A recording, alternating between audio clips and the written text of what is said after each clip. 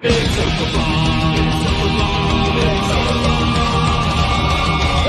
night in with MauLer and the drinker, getting trashed with the web's free thinkers. A cheap night cause I'm feeling kinda thrifty, got a 10-pack of beers and a bottle of whiskey. Hop off the cork, have a glass of wine, but they'll say I'll be fine. Trouble walking in a straight line, but pour me a Pinot Noir. It's open bar with our hosts, MauLer and the critical drinker.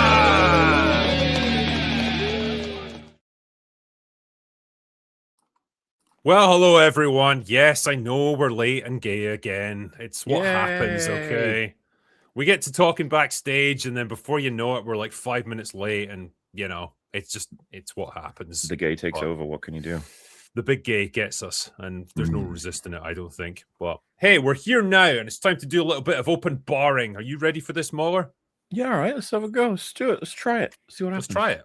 Let's just see what happens. Yeah, we'll do it. Well, it's become tradition, and it's a tradition that's coming to an end, actually, that we do our Pointless Facts of the Year, because I've done the research, and it would appear that 1993, the last time with Open Bar, episode 93, was when we started doing this, and so we have finally caught up. We have done it all, MauLer. I thought you were just going to say history ended once I was born. That was it. I mean, the world was basically like, we're not going to top this. Just stop, boys. Forget history. Yeah, this guy's ultimately going to destroy it all anyway, so let's just stop. But that's kind of poignant, actually. This is the last time I'm ever going to do this. My God. Well, shall I get started? Shall I do the Pointless Facts for 1992? One more for the road, eh? One for the road, yeah. And then we'll talk a little bit about what comes after that. Ooh. But in this case, things that happened in the world. Let's talk about the big picture stuff. First of all, the breakup of Yugoslavia. Obviously,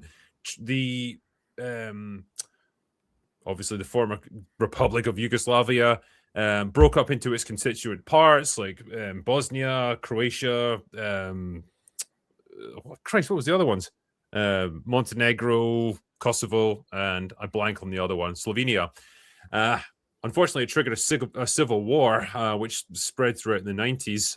Actually ended up being one of the deadliest conflicts in European history since World War II. So bad stuff indeed. Over in the US, Bill Clinton was elected, defeating George Bush. And over here in the UK, we also had a general election. John Major led the Conservatives to an unexpected victory, actually. He took over from Margaret Thatcher, and he was widely tipped to lose that election because he was not particularly popular, but somehow he won it. I think he's like the first prime minister I remember. So if we're talking 92, like I don't really remember much of Margaret Thatcher being prime minister, so it was probably him, actually. He was the first. A crushingly boring man. But remember those days? Yeah, just, you know, they're boring, but like they just got the job done, I guess. Yeah. Some say boring is preferable. Yes. In the world of technology, though, we got the first ever text message. It was sent on December 3rd, 1992, and it said, "Merry Christmas." That was it. Which seems unfair because Christmas was like 3 weeks away. So, you know, premature there. But it does make me wonder how many messages have been sent since that time. How many hundreds of billions of them? It's, yeah, changed days, but yeah, it all began back in 1992. So there you go. Also, it was the beginning of like well, I'm going to say smartphones. That's probably a bit of a stretch, but it was the first time that we saw mobile phones that could also do other things than just call people, like the IBM Simon that came in November of that year. It'll basically combine mobile phones with some very primitive PDA capabilities, and it had a touchscreen. So look at that, you know? Well. A precursor to the phones that we have nowadays. Also, we got the first widespread popular web browser. It was called the Viola www, and it was publicly available on Unix systems only. Also, we got Windows 3.1, which I remember. I had Windows 3.1 on my computer for about a month before I upgraded.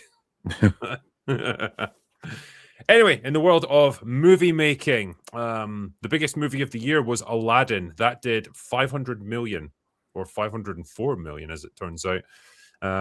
Number 2 was The Bodyguards. Then it was Home Alone 2, Lost in New York, which did 358. Basic Instincts came in at 4. Lethal Weapon 3 was 5. Batman Returns, one of your favorite movies. Not as good as Batman and Robin, but, it's getting there. Yeah. A Few Good Men was number 7. Sister Act was 8. Bram Stoker's Dracula was at 9. And then Wayne's World. It's kind of wild that Wayne's World was a top 10 movie of the year in 92. Yeah, that's good shit, Yeah, critically, the big winner of that year was Unforgiven. Bit of a personal favorite for you and I. Yeah, man. What a legendary movie. Won 4 Academy Awards: Best Picture, Best Director, Best Supporting Actor for Gene Hackman, and Best Film Editing. Eastwood himself was actually nominated for Best Actor, but he lost out to Al Pacino for Scent of a Woman. I think he was robbed, actually, in that one. Fuck you, Al Pacino. Unacceptable. Yeah, but it's also the year that gave us Reservoir Dogs, Glengarry Glen Ross, and Last of the Mohicans. So, pretty interesting year. And Alien 3, right? Was that 92? I thought that was 91. Oh, you might be right, actually. 92, yeah. Oh, damn. How did I miss it? It didn't, funnily enough, it didn't appear in any of my lists of like best movies of the year. Well, yeah. I mean, who knew? The more interesting factoid then about that year is that's the launch of David Fincher and Quentin Tarantino. Good. Yeah, good point, actually. I mean, Fincher didn't get off to the best of starts, and I think he publicly disowned Alien 3 in the years after it. Yeah, a bit of a nightmare production, as you do. Yeah. Unfortunate, considering an Alien film made by David Fincher at this point sounds like it could be fucking amazing. And then you're like, yeah, well, he more picked up the pieces. Like, yeah. Yeah, there was a ton of studio interference on that movie. I did a production hell on it because it was that bad. Very interesting how they wanted to make the movie for years, but they just could not decide on a plot for it. And eventually they were like, fuck it, we've got something here. Let's just make it before people lose all interest in it. If you watch all the behind the scenes, I think he actually did kind of an amazing job of stitching something together, because Alien 3, like, it ain't great. Loads of horrible decisions, but like it's easily better than something like Romulus, as far as I'm concerned. Yeah. People saying the assembly cut. I've seen the assembly cut. I mean, it's better. It's better. It's still a fucking bleak, depressing, horrible movie, but there's something there. Charles Dance's in it. You get that. I know Charles Dance in it. It doesn't make the movie great, though, okay? He elevates the scenes he's in, but that's it. But 92 as well. Beauty and the Beast got a nomination for Best Picture, which was the first time that had happened for an animated movie. So pretty that was cool. Bit of history getting set there. I like that. Silence of the Lambs got the Best Picture, Best Director, Best Actor, Best Actress, Best Screenplay. It's the third film to pull that off. So pretty awesome. Notice everyone how MauLer is able to chime in with a few facts here. That brings us on. So what I was going to suggest, where we go from here, right? Because that brings us to the end of our pointless facts of the year. And someone suggested a couple of weeks ago, might be kind of cool to do like movie facts or movie trivia for each year. And I think that's a good idea. And I think after doing this well over 100 times, perhaps I might step back from it a little and allow MauLer to take up the mantle for a little while and see if he enjoys it. What do you think, MauLer? Don't worry, there's like 5,000 people watching you. It's like a job interview. I guess my biggest what do you issue bring is to the table? I'm too caring. I work too hard. That's my problem. So, I mean, we'll put it this way: it has to be a segment we can get through in like under 5 minutes. So, all right, that's the biggest part of the challenge. I'll have to sort that out and figure it. I think we could pull it off though. We just work real hard and look, this guy's got the right idea. Together. Just do it, Pussy. Listen, okay. I just don't know how interested people here are going to be about film trivia. Does our audience tend to have any interest in films? Is that like a...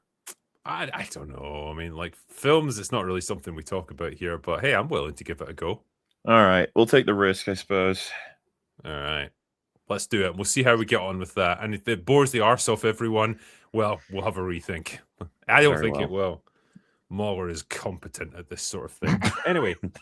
That's the best thing you can say about him. He's competent. He's mildly competent, I guess. Anyway, shall we bring our bar in? Because we've got stuff to talk about tonight. All right, let's let him in. All right. Well, welcome everyone to the bar. Metatron, Ryan Kinel, George the Giant Slayer, and the Angry Badger. Welcome, gentlemen. It's great to have you here. What's up? Hello? I like how you just dropped that on MauLer. It's like, hey, MauLer, what do you think about doing more work and I do less? What do you think, buddy? Yeah, I just play the emotional blackmail card as well. Like, come on, MauLer, there's thousands of people watching. You don't want to disappoint them, do you? They're counting on you, buddy. Yeah. Hey, he's my fucking co-host for a reason, okay? I've been doing this shit for like hundreds of episodes. He can fucking do something for a change. Jesus. Man, you're using that shame like and guilt like a Greek. Yes. It's thematically appropriate. You show me the way, George. Show me the way. I want to learn. I want to learn from the master. No. Man, you got me hooked on that. Well, on the subject of Greeks, ladies and gentlemen, Greeks and Elliot Pages. Greeks and freaks, one would say. Yes. So I decided I would take a little look at the Odyssey trailer. Oh, wow. Someone's giving me a musical accompaniment to this. I like it. Decided I would take a little look at the Odyssey trailer, see how it's doing on the like to dislike ratio, and let's take a look, shall we? This is up to the minute. We're currently sitting at 73,000 upvotes and 677,000 down votes. I actually gave it a like just to help it out. I knew they needed it. Oh my gosh. What a ratio. Wow. I haven't seen anything like this since 1 million. 1 million. Come on. 1 million. And then you have Tom Holland. And then you have Tom Holland who keeps posting and he's like, why are you all like you're judging the movie before you've seen it? I'm like, well, we can hear Lupita Nyong'o. We can see Ellen Page. Just to be clear, we know that's not the Tom Holland who's the actor, right? Yeah. Yeah, just making sure everyone knows. There's some people that probably it's like that Jon Favreau who's a political guy. Everyone's like, I can't believe I watched Mandalorian because of you. Russo. Joe Russo. Yeah. Who's the guy from Forbes? Paul Tassi. He keeps going at it. Yeah, I mean that Tom Holland one, Friggy sent me and I was like, that's not Tom Holland, not that Tom Holland. He was like, you sure? And I was like, there's no fucking way Tom Holland tweeted that out. There's no fucking way. Well, particularly when he puts it out and it's like he gets 2,000 likes after like 10 hours. Like, I don't think the real Tom Holland would struggle to get likes on a post like that. He's always been more savvy than that with like social media shit or interviews. I was like, unless he's lost his mind, there's no way he's doing that. For sure, yeah. But you guys mentioned Lupita Nyong'o and what she has to say. Do you want to hear it again? I mean, you guys have heard it, but for the benefit of the people, let's absorb the cringe. And for the benefit of people in chat, to set the stage for this, she was asked the question, if you could show Homer the movie that you guys have made of his epic, what would you say to him? And this was her response. It's almost impressive. How do you feel about the screen time given to these women, considering how little you spend with them? Okay. And then do you lean forward and look at him like that? Yes, like, remember us? That's a degree from Yale. She's got a Master of Fine Arts, hasn't she? And she freely admitted that she'd never heard of the Odyssey. Yeah, you just want to actually ask him that he just goes, it would make it worse.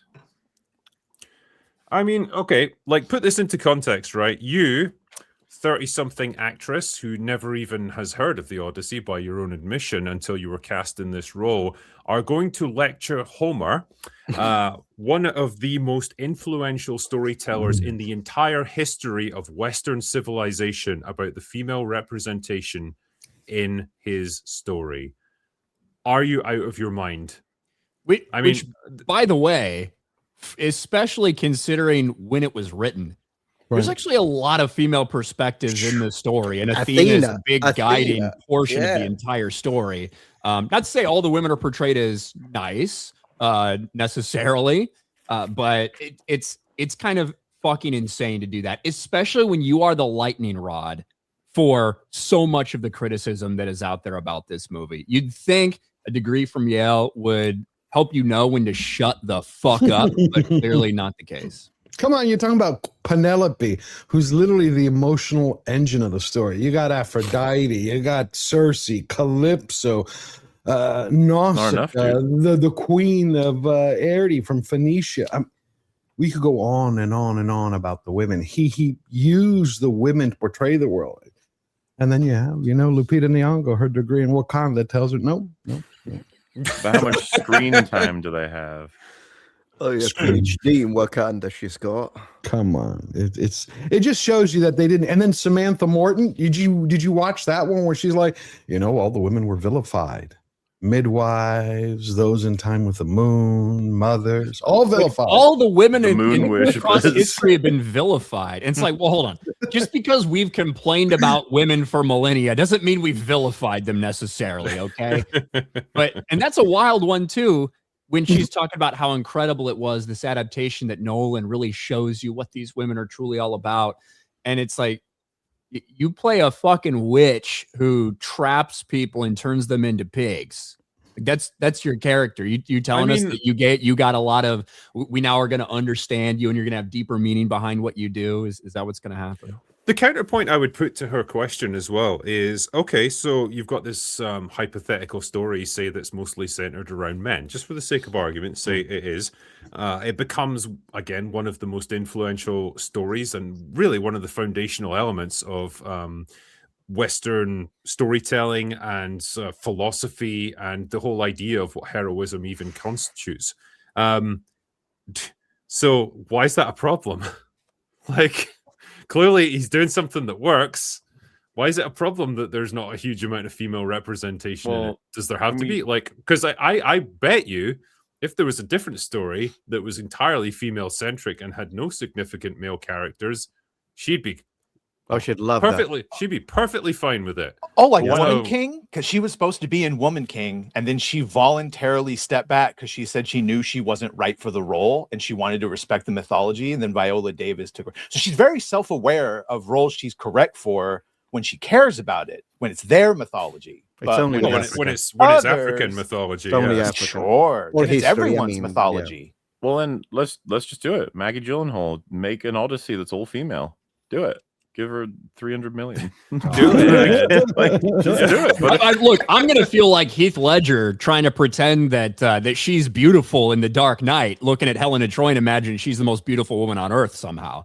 Like that's the crazy thing is, both her and Ellen Page are probably going to be very, very small portions of this movie.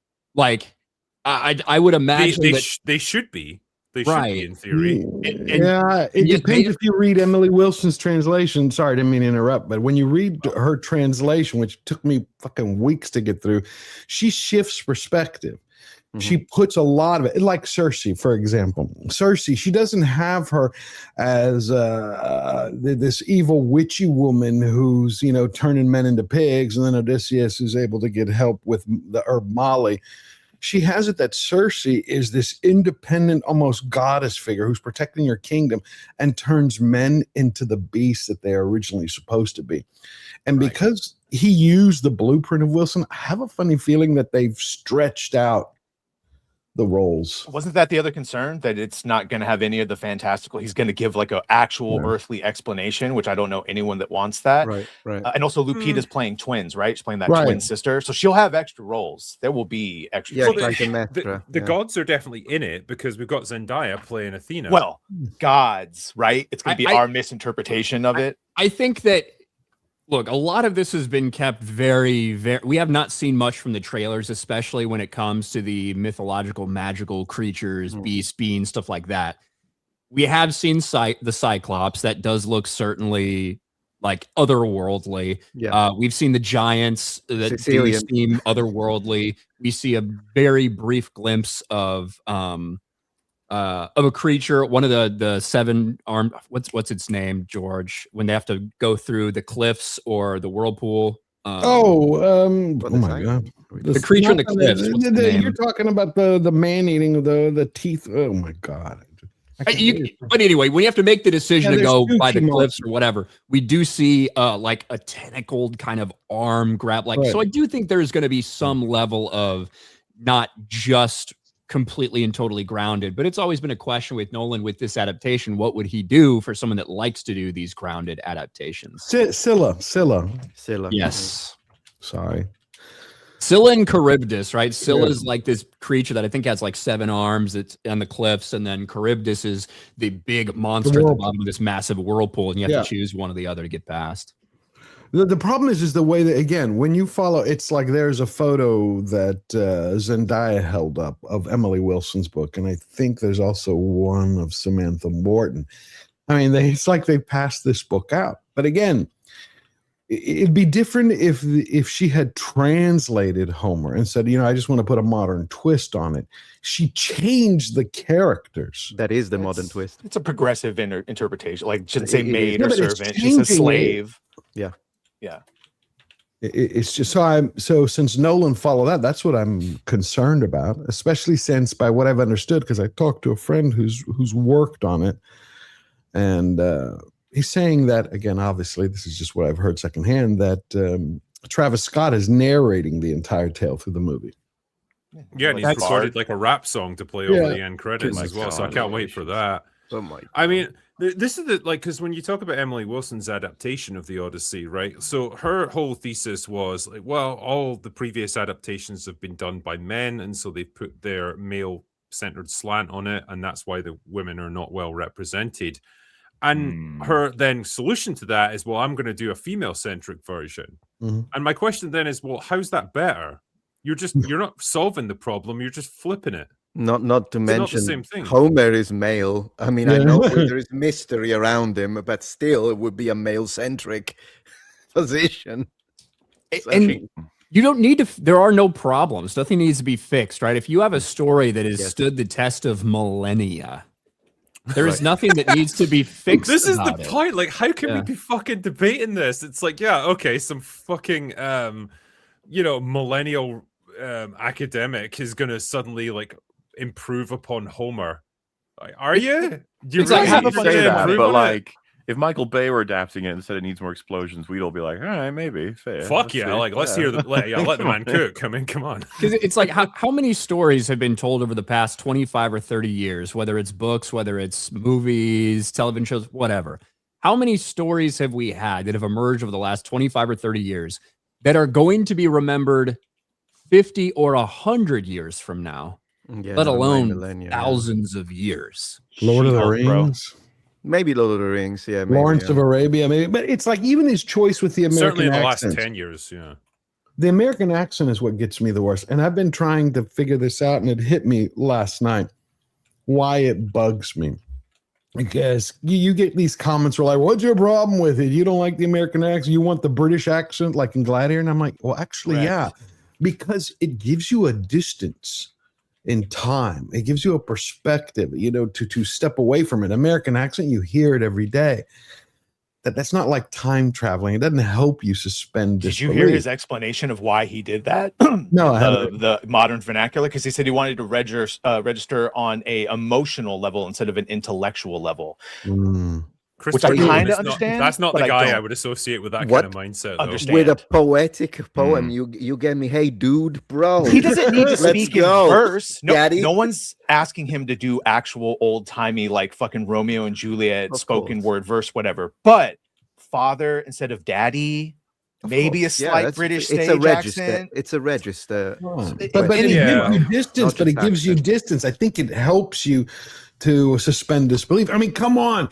If he actually followed her book, we're going to hear like tote bag, canapes.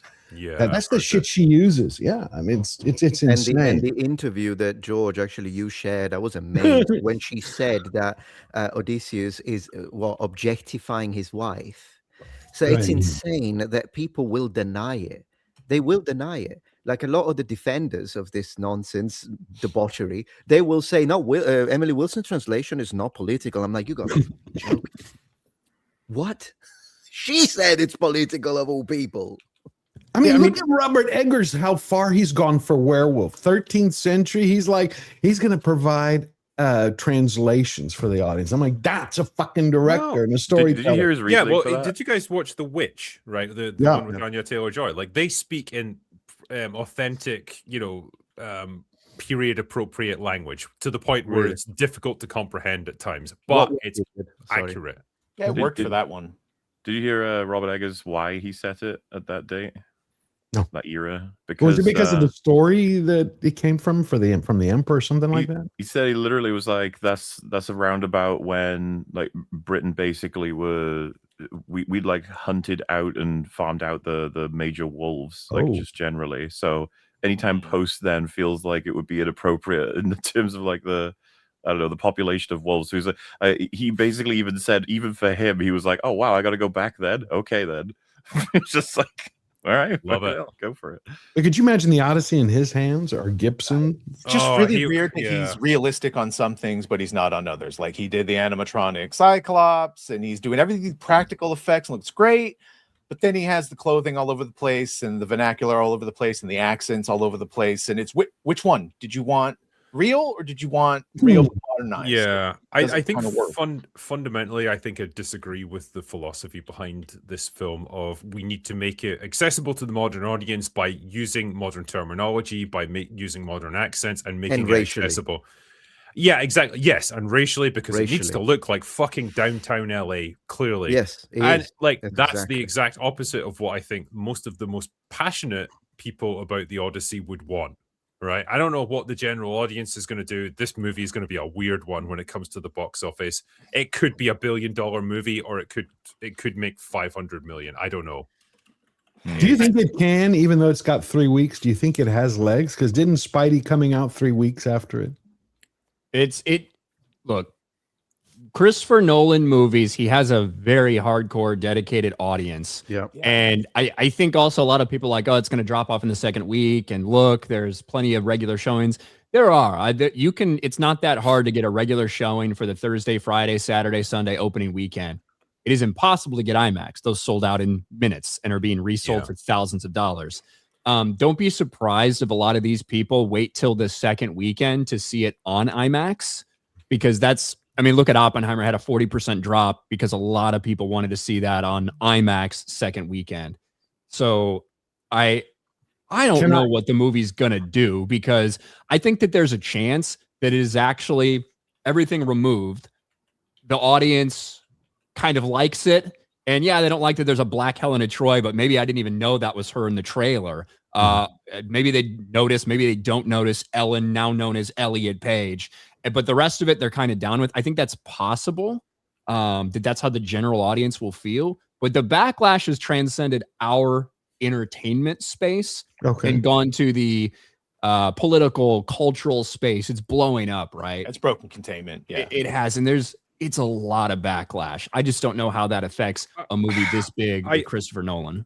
I think probably anyone in America who's of a conservative lean will probably not see it out of protest. Or like massive amounts of them will not, because if they know, except for the creators, because I gotta go watch it. I wish I didn't have to. I see if there is a refund. Sure, but like people like us aren't going to make any difference. But like, like on a wider scale, I think like the sort of Midwestern American conservatives, I don't think will go and see. Kind of like Harry Potter, like a bunch of people didn't really know probably about won't care that much. I don't think like they'll probably overlook it because it's like Christopher Nolan, and as we were saying, like the people who are just wannabe cinephiles or Christopher Nolan fans will go and see it in IMAX and get the full experience, and so it's going to have a massive opening weekend.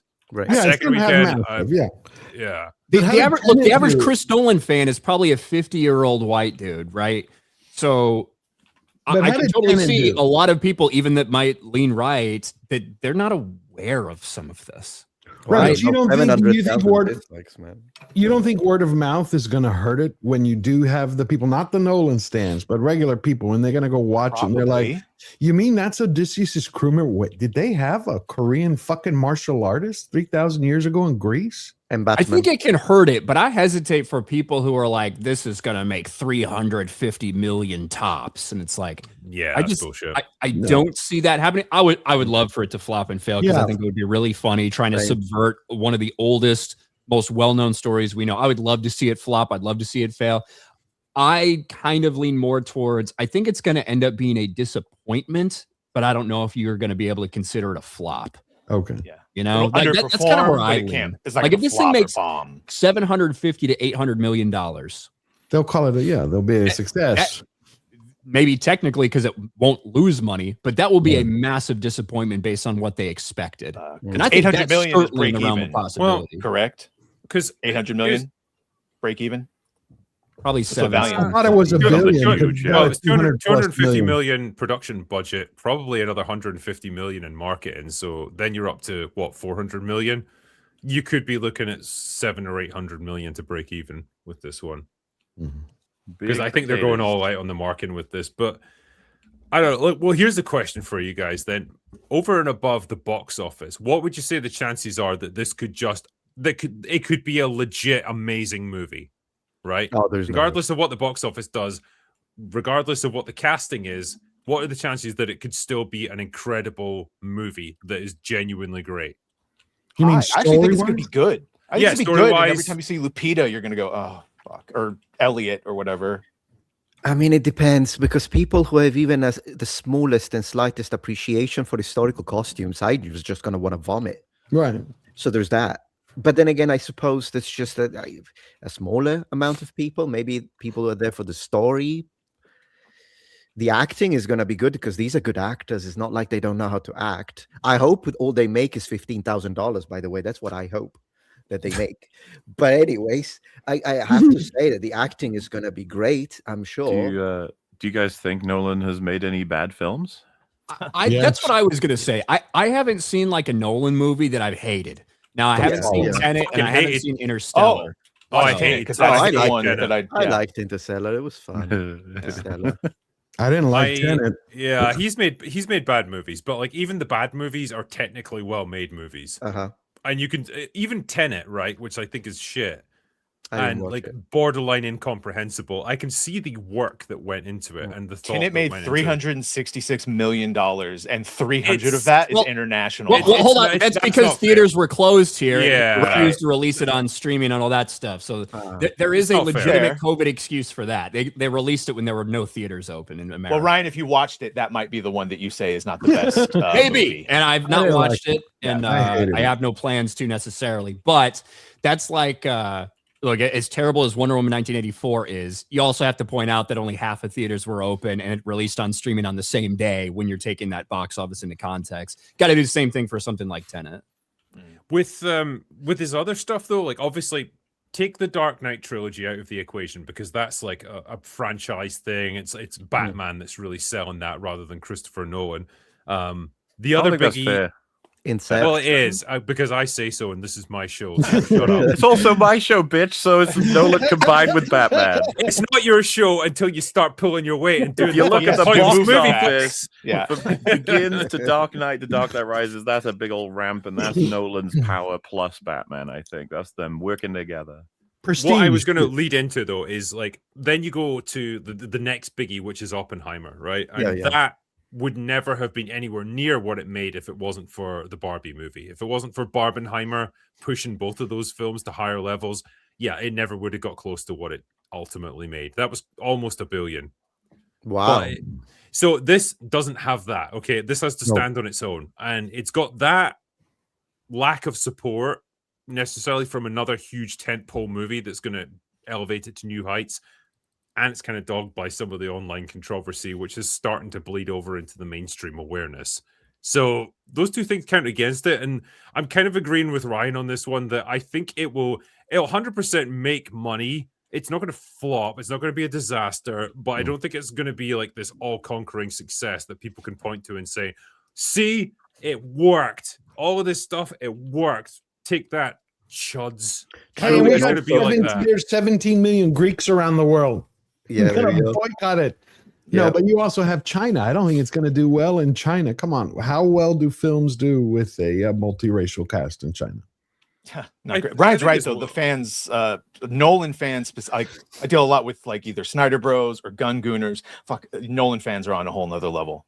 They are. So there is a dedicated. So it's gonna be, I think, largely based on word of mouth.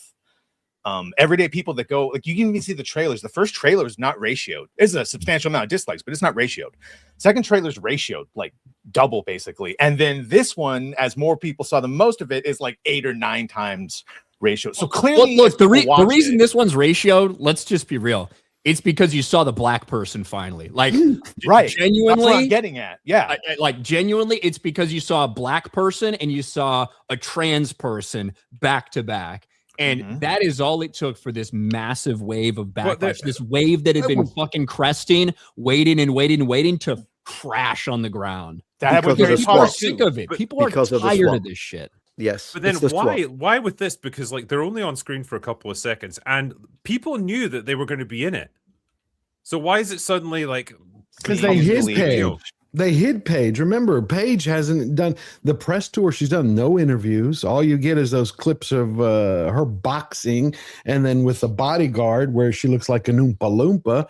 And I think people are starting to find it. It was on Newsmax the other day. It was on Newsmax, Fox, and CNN. They're like, did you know what's going on with the Odyssey? And I'm like, it's on the fucking news now. People are angry about it. People are tired. I think this has the Snow White, has the potential of the Snow White backlash. Lupita Nyong'o in that interview, like she was giving off pretty strong Rachel Zegler vibes. True. Of, like, I think she misread the room with this one, and like she really thought she was cooking with that zinger. True. There's more. She said more than that too about women being underrepresented. Like she didn't stop at just that. Because if there's one thing we need in modern cinema, it's more women. It's like more female voices. Also the double standard. It's worked out great over the past decade. Thanks, guys. Zegler really replaced Brie Larson as the archetype, huh? Like, she's just she's the icon for it now. Brie stumbled so that Rachel Zegler could fall on her arse, shit herself, and pass out. Like she took it to a level that no one could have anticipated. Because Brie Larson's kind of rehabilitated to Ryan took care of that. We're not even Ryan's been anymore. Zegler, she could just stay away and maybe she'll be fine. But yeah, she's got 10 years of actors jail before she'll get let out again. Yeah. Do you remember Metatron? I think you were on in this FNT a long time ago when like Odyssey trailer had first come out, and you were highly critical of the costuming and the armor and all of that stuff. Yes. And I said at that point, I said, you're not wrong. Like, all these are valid criticisms, but only about 1% of people are probably going to pick up and recognize that it's that inaccurate. And they're probably just going to think old timey armor, whatever. And I said then, but if those rumors about Helen of Troy being fucking black are true, that is going to blow the fuck up. And that was what, like 8 months ago or something. You got it right. Crazy. You got it right. I think I didn't even consider the possibility because I suppose I don't really fully appreciate the insanity of the cultist mind of Hollywood. I guess you did better than me when it comes to that. But it is insane. It is also the double standards, as I was saying, because I initially just wanted to go to war with Nolan. I didn't really want to go to war with Lupita Nyong'o because I'm like, well, she was offered a lot of money. It's a step up in her career. I get it. But after the interviews, I'm full war against her as well. Because she's a hypocrite. She said, when it's Wakanda, you need to respect costumes and language. Why? Out of respect for what? Wakanda? I don't like that excuse of we shouldn't be mad at them. This is the Papa Esiadu thing. Well, he's just an actor. He's taking a role. Bullshit. They know what they're doing. I agree. Well, it depends on how they conduct themselves in interviews. It depends how they conduct. Yeah, exactly. Sure, if they say like, yeah, look, I'm just happy to be taking on this role and I hope I do a good job. Like, fine, I'm not going to get mad at you. But if you conduct yourself like she is, where it's like, well, how do you feel about like the female representation in your text, Homer? Like, oh, fuck off. Or like, calling it, it's just a myth. Well, Wakanda wasn't. I mean, we should just be dropping these crazy standards. I think we've been robbed of Ryan Gosling in Wakanda. I was gonna say, even if he was nice about it, right? I'm just happy to be the new Black Panther. Yeah, he'd be funny as fuck. You know he would nail that role. I mean, look, the way I described this in the video I made about this was right. Any other culture or ethnic group or whatever, like they're legends, their stories, their cultural history, all that stuff is treated as like this inviolable thing that has to be kept in like a glass bubble. You know, it's got to be carefully respected and preserved and stuff because that's their cultural heritage. Like, okay, I can get behind that. Which is fair. But if it's anything to do with like white Europeans, it's like, it just belongs to the world. Like anyone can have it. Anyone can like fucking stick their hand in that pie and just take a big slice of it while removing the Greeks. Right. The Greeks. And it's like, well, no, you don't get to fucking do that. Okay, this is the culture that our ancestors created, that's been built up over thousands of years. You don't just get to like claim it as though it's ours, it belongs to everyone. No, it fucking isn't. Okay, your ancestors didn't create it. You don't get to lay cultural claim to that. Okay, tell your own stories and we will happily listen to them. Okay, true. Your problem is Hollywood has focused on Western-centric cultural stories, heritage, legends, all that stuff over the years, and that becomes the default. That's the fundamental problem. We've never seen other cultural ideas and cultural legends as being part of this scheme of like human history that everyone can experience. That's the problem, but it's like they're finding the wrong solution to a problem that they've misidentified. Exactly. That's the frustrating thing about it. It's done on purpose. It is done. It's like I was watching Princess Mononoke this week, and I was thinking when I was working on the Odyssey, do you think Miyazaki was like, "Hey, let me make this less Japanese"? No, he rooted it in Japanese because he's like more Japanese. Imagine what Lupita Nyong'o would have to say to him. Excuse me about the screen time balance there. Well, you know, like there's this great thing about the human race where like every culture has its own stories to tell, and you know, you put them out there into that marketplace of ideas and see how they're received.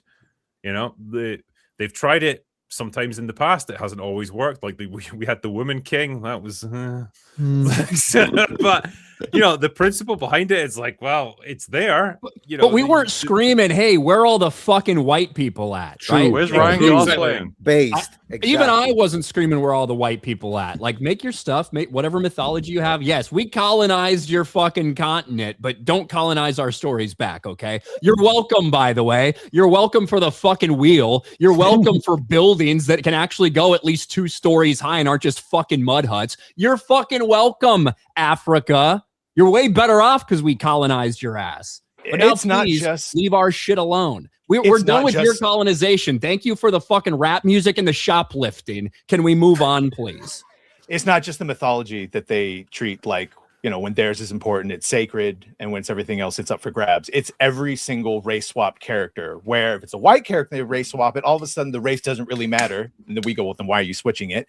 But if it's a black character, any other ethnicity, that is super important to the character and has to be 100% accurate. And it's only in one direction. And that's where I think it's breaking containment, is even people that don't watch this shit or are aware of it, they go to watch the Harry Potter trailer and they go, wait, that was Snape? They go to watch this and go, that was Helen of Troy, and everyone's tired. People say that's not Helen of Troy.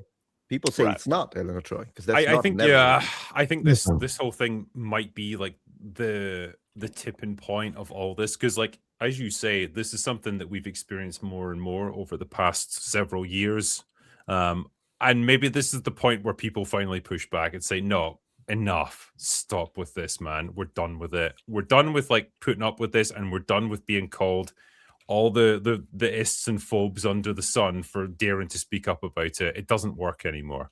No, I mean, that's kind of what it feels like. I think it's like 10 years of pent up frustration coming out with this stuff. I've never wished for a movie to fail ever. This one, I wish it to fail, because think about it. Well, I know you have, and I always enjoy it. But what happens if Nolan actually turns this into a success? All of Hollywood, what do you think they're going to tell themselves? Woke, race swapping, double down now. Yeah. But if he's pulled by his fucking short hairs and knocked on the head, I think it sends a whole different message. I mean, but here's the thing. Like, go ahead. I think they'll take the wrong lessons if it fails. If somehow like this movie flops, which I don't think it will, but if say it did, I think they would take the lesson of, I guess people just don't want historical epics. Or blame the bigots. Just blame the bigots. It won't be the other stuff. They'll never take that lesson from it. True. We'll always have excuses in this ridiculous stuff, whether it's Supergirl, like whatever. But if this movie makes, $1.3 billion or something and is a massive, huge success, that is going to be a huge problem because it is going to send the message that all this stuff is perfectly okay. And all you got to do is pair it with an actual good storyteller. Now, whether you love Nolan movies or not, for the past 2 decades plus, he's been successful financially. He's been well received by the audience and well received by the critics, right? All three pretty much for most Chris Nolan movies. So if he's a guy who has that record, has that track record, puts together a movie that a lot of people like, and it makes $1.3 billion, despite being subversive to the original source material, despite race swapping, despite the inclusion of a woman pretending to be a man, all that stuff, that is like that's fucking bad for culture. It is. I mean, think about how, it doesn't tell you anything that how they've handled the marketing. They just had Matt Damon and Leguizamo on Telemundo. You got Nolan acting like he's a Universal tour guide, sticking him on there. I mean, the level of marketing, I don't read that as confidence. I could be wrong. I read that as... well, haven't they disabled comments on a lot of their posts as well? Yeah. But Telemundo, Matt Damon sitting on there, Massachusetts Matt. Don't understand a fucking word they're saying, and John Leguizamo's translating. Sorry, you sent me this. Oh, yeah, as well. I did because like that does that look like Bronze Age Greece or Robin Hood? Oh goodness gracious! Menelaus, the golden that's hair. a longbow right there. Yeah, I know it didn't exist. That's the Punisher right there. Look at him. He's ready. He's ready to fuck Tom Holland's mom. Looks medieval. Not She'll ancient. thank him for it. Even the freaking grass doesn't look appropriate for the period. Nothing looks appropriate. Especially when you read it, Homer described him as the golden-haired King Menelaus. I'm like, really? I saw this morning. Golden hair is a sin in Hollywood. Well, he solved that right there. It's like no hair, no problem. Fine. I don't know. It looks like Ridley Scott's Robin Hood to me. Yeah. Super ironic that they canceled all the influencer screenings, presumably so that they could control maybe some of those questions and comments. Whoa, but yeah, then they've Lupita got the said, "Hold my industry. beer." They've got the So industry they just- people now. So there were still influencers at this premiere. What they did was they didn't do a separate like influencer thing where they got their first reactions out, then did a critic thing with first reactions. That's my girl, They Helena Troy. just did all of them at the same time Yeah. for this one. And I think that's the same as what happened with Oppenheimer, Mm. if I remember correctly. I wanted to do this one as well. Like this. I want to see Ryan have a meltdown over John Campia's stupid talking points he made in a video. Gary just played it a minute ago over the backlash of the Odyssey. I don't know what John Campia What said. did he say? Yeah, what did he say? No, I'd have to watch him. Is he But, acting confused? Because that's I the mean- game. Everyone acts like they don't understand what the problem is, even though you know what the problem is. I mean, look, John Oh, Campia stupid. also said after the success of Superman that he could see Supergirl doing 500, 600, 700, maybe even more. But like everyone can have bad takes. I Yeah. don't know what his take about. Can he have good takes? I don't know what his take about Odyssey is, so it's like Schrodinger's take. I'm not sure until I see it, but I Let's don't see know. what they Man. say. Look, there is a chance that a lot of us are going to end up looking like foolish for forever doubting this movie. There's a chance that could happen. I don't think it will. I think it'll underperform. Yeah. But this is not fucking Rachel Zegler's Snow White. This is not Supergirl. This is a different animal because it has a highly respected director, a bunch of big name Hollywood stars, and a story that everyone, well, unless you're retarded, recognizes the name of and has been hugely influential on a lot of people. So just like that alone, it's a different animal than a lot of this other shit. Let me ask you one question, Ryan. You don't think dumbing down of the culture in some ways has changed it? Like, you think there's a generation of 18 to 20-year-olds who are going, Odyssey? What is that? Like, do Oh, they really- 1,000% I we, do. Depends on the Unfortunately, we have country. evidence. That fucking Depends on the country. Soups guy who was like Matt apparently Ramos, that Odyssey stupid is- big hand fuck. Yeah, that Soups guy who was like, the Odyssey? What's that? And then he showed an image of his Google search and Google AI that explained what the Odyssey was. And he was like, bro, no way. This sounds sick. It's I actually didn't see that. adapting something. That's Oh an my God. education problem. It's an educational system Dude, problem. So The point you're making though is like, I don't quite adhere to that because I think like if you say a movie makes a releases a trailer and it's dog shit and it makes it look like the movie's going to be terrible, and you react to that and say, well, based on what I'm seeing here, this doesn't look promising, but then the movie itself turns out to be amazing, I don't think that makes you look foolish in the slightest. That's just you reacting to the information you have. Data. At the talking about time. box office predictions, though, right? Like, if we all put a number on it and we're completely off. I was completely off on Supergirl, but then again, everyone was. Well, look at Barbie, right? Like, that made like a shit zillion dollars, right? And I think that's a terrible movie with a horrible message, and it's completely muddled about what it's even trying to do. But it made an insane amount of money. Does that mean it's a good movie, though? Not necessarily, but I brought that up when Barbie was coming out. And a lot of people shit on me in this space because, shockingly, Barbie wasn't made for fucking 35 to 45-year-old dudes. And I said, even if it doesn't appeal to us, even if we think it's stupid, like, the core demographic is women. And yes, does it have a feminist message in it? Absolutely. You know who's going to be receptive to that? Probably the fucking women who grew up playing with Barbies and shit. And clearly, it satisfied the audience that it was intended for. This is a different animal, but I do think people looked really stupid for thinking Barbie would flop. Like, because you do have to look outside your bubble and your perspective and realize there could be an entirely different audience out there for something, even if that thing's not made for you. Yeah, but the casting I feel like was that's a bit sometimes not our biggest strength in this space. Not talking about anybody up here, but just kind of in general. And so I see people saying 300, 400 million tops. I don't buy it for this. No. It will do. If the Odyssey does less than 600 million, I'll be shocked. But let me ask you, Drinker, this. When would you think they're going to start ramping up the marketing and publicity campaign for Spider-Man Brand New Day? Because won't that cut into it? Because 3 weeks later it comes out. So won't a week after it's been out, the studio's already going to start with Spider-Man? Yeah, maybe, but then 3 weeks is still quite a gap. Like 3 weeks is a long long time in the summer box office to make money.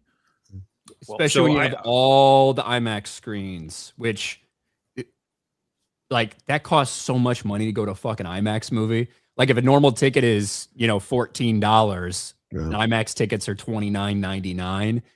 For every person that goes, you're making double the money. So who is the Odyssey for? Because Barbie, at least they knew who it was for. It was marketed to them, and Barbie and Ken were white. They look like Barbie and Ken, even though there's variations of it. There's no Elliot Page. There was no, Travis Scott. So who is this specifically being aimed at? Based on how they're trying to make it more accessible to people, I think it's for stupid people who want to portray themselves as intelligent. So And they Nolan can say, fans. so they can say, I'm a big fan of Christopher Nolan. Oh yes, and I went to see the Odyssey, so that makes me terribly intelligent. And I think that's who it's for. There's a lot of people out there, normies who fancy themselves as cinephiles. I think that's who it's aimed at. There's a lot of dumb people out there in the world. Yes, there is, and it's not accessible in the same way that Barbie was, for all its faults. Right? That was like a dumb popcorn movie that you would go with your girlfriends. And get your little feminist hit of endorphins and tell you that you're amazing and stuff, and it's all very fluffy and easy to digest. Great. The Odyssey is a different beast, though. It's long, it's complex, it's convoluted. There's a shit ton of stuff going on. It's a Nolan film, so it's probably going to be non-chronological, and it's probably going to have all kind of mind-bending, fucking nonsensical stuff in terms of the narrative of it. But that's going to be targeting a different audience then. So I don't know. I feel like it narrows it down a little bit. It's not going to have that same mass appeal. It probably is going to save lives. Maybe the mass appeal comes from ancient Greece, though, because Troy was very successful, and I mean, people know of Troy, even though but it aged really well. It did not get the love that it's getting now. When it first came out, I love Troy, always have, but it's. I feel bad. I feel bad for the criticism I had for Troy. Now that I see this, I'm like, okay, never mind. It was fine. The thing is, it made less than 500 million. I feel like it was dismissed as a B movie at the time when it came out. Ago.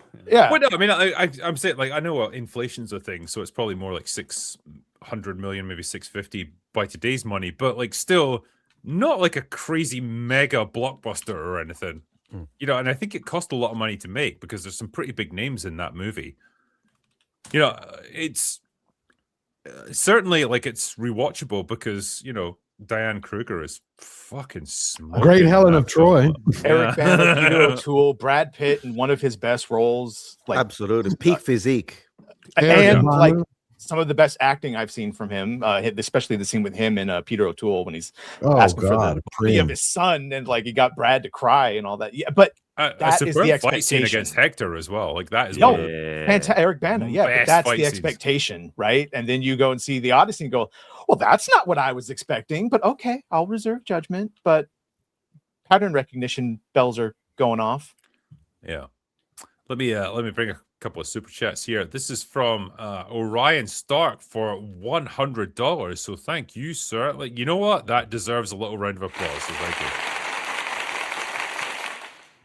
Drinker, you scholar of Scotch and cinema, I cannot help but suspect that Nolan's Odyssey is going to be an inferior production of the 1997 miniseries, the way that Denis Villeneuve's Dune did not live up to the sci-fi series from 2000. Both miniseries are worth your time. This is where I might have to dispute this, sir, because Villeneuve's Dune is really fucking good, and it's pretty fucking accurate to the books. And the sci-fi miniseries from the 2000s, I did like it. I thought it was good for its time, but I don't think it can really hold a candle to what Villeneuve was able to. I thought he meant the Armand Assante, That's what I which thought. is still what I would probably consider my definitive Odyssey, because it was like a miniseries, right? That then got the Hallmark Channel. Yeah, you have Vanessa Williams as Calypso, so it's not like we didn't have a problem. Isabella Rossellini as Athena. Casting, it's the intention behind it. Yeah. Plus, you also had the Kirk Douglas Ulysses one. Well, it's I mean, it's an interesting one. Drinker, you legendary liberator of ladies' libidos. What does that mean? I take them away so they don't have any libido anymore? Your blitzing Hollywood's hurricane of shame reminds me every day not to lose hope. Cheers to MauLer, Ryan, Badger, George, and Metatron. Oh, we are richer for having you. We appreciate you, man. Thank you very much for that. Love you all. Let's see. Yeah, Ryan, I'm going to sound like a woke liberal, but that was actually kind of racist. That's your Africa rant there. Colonization was good, apparently. Ryan, you're racist, and he just shrugs. I have a question. If we never colonized Africa, would they be better or worse off than they are today? Worse. They'd be in the same spot. I agree. 10,000 years? What's changed, really?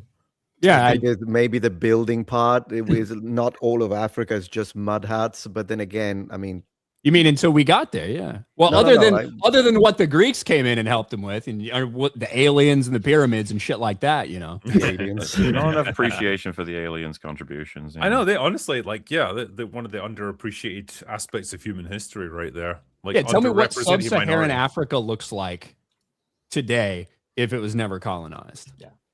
It's an Wakanda, obviously. But you know what I said? They have great Wakanda's stories. the dream. Yeah, Wakanda's the dream that will never come true. I will never get over that pan-in shot that we had in Wakanda where they have skyscrapers with fucking thatched roofs. Yeah, it's insane. I lost my mind at that point. I was like, that movie's racist. More racist than Ryan. And that's difficult. Even the Wakandans isolated themselves from the rest of Africa. So do with that information what you will. It's fine when Wakanda does it.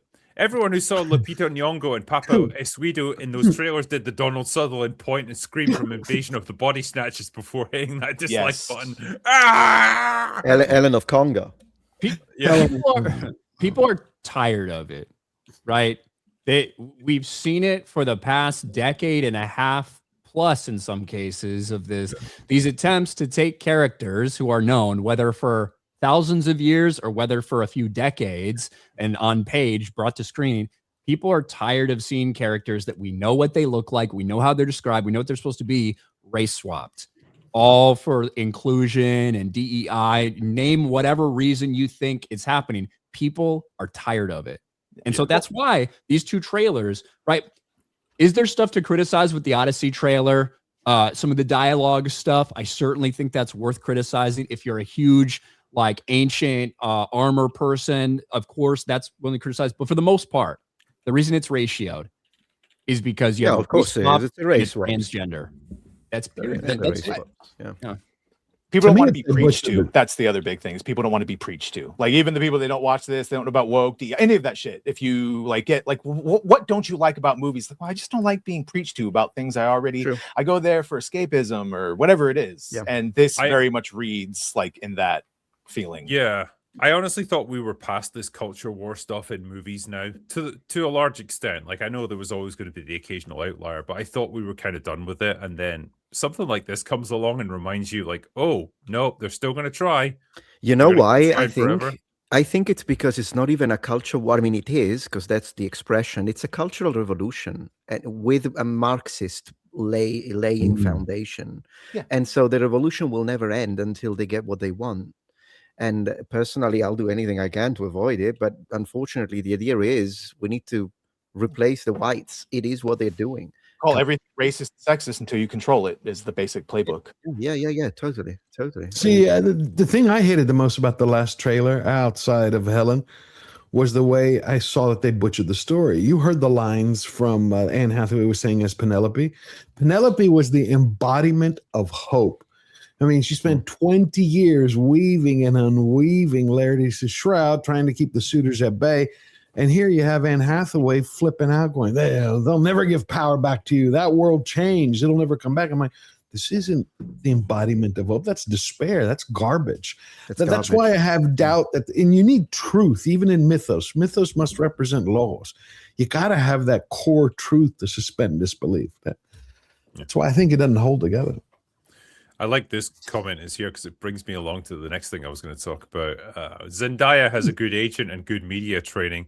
She certainly does because they're planning to make a remake of The Fugitive, the Harrison Ford movie from the 1990s. And wouldn't you know it, who's the front runner to be cast in this? Is that real? I don't believe this. I saw this floating around. I don't believe this shit, man. It is that's real. an AI image, right? There's nothing. That's an AI image, Yeah, but like the it was idea just of done it. for the purposes of like having a laugh. But If Queen Latifah can be the equalizer, I have no doubt they would do some dumb shit like this. So the line on this one is that she has not been officially cast. She has not officially accepted the role, but they are doing a remake of The Fugitive, and she has been offered the role. They want Zendaya for this one, and. Did you hear what she said on the red carpet not that long ago? They're like, what are your next projects? She's like, honestly, I think people, I'm in 3 massive movies this year. I think people are going to be a little sick of me. Yeah. So it would How right you were. Yeah. You think? I mean, the thing is, even if it goes into production now, it's probably not going to come out until 2020, late 2027, probably 2028, realistically. So, I mean, that's spreading it out a little bit, but I do have to ask, why the fuck? Like, why is Zendaya in everything? What, like, are there no other actors in Hollywood? I mean, They're there's Pedro layers to the.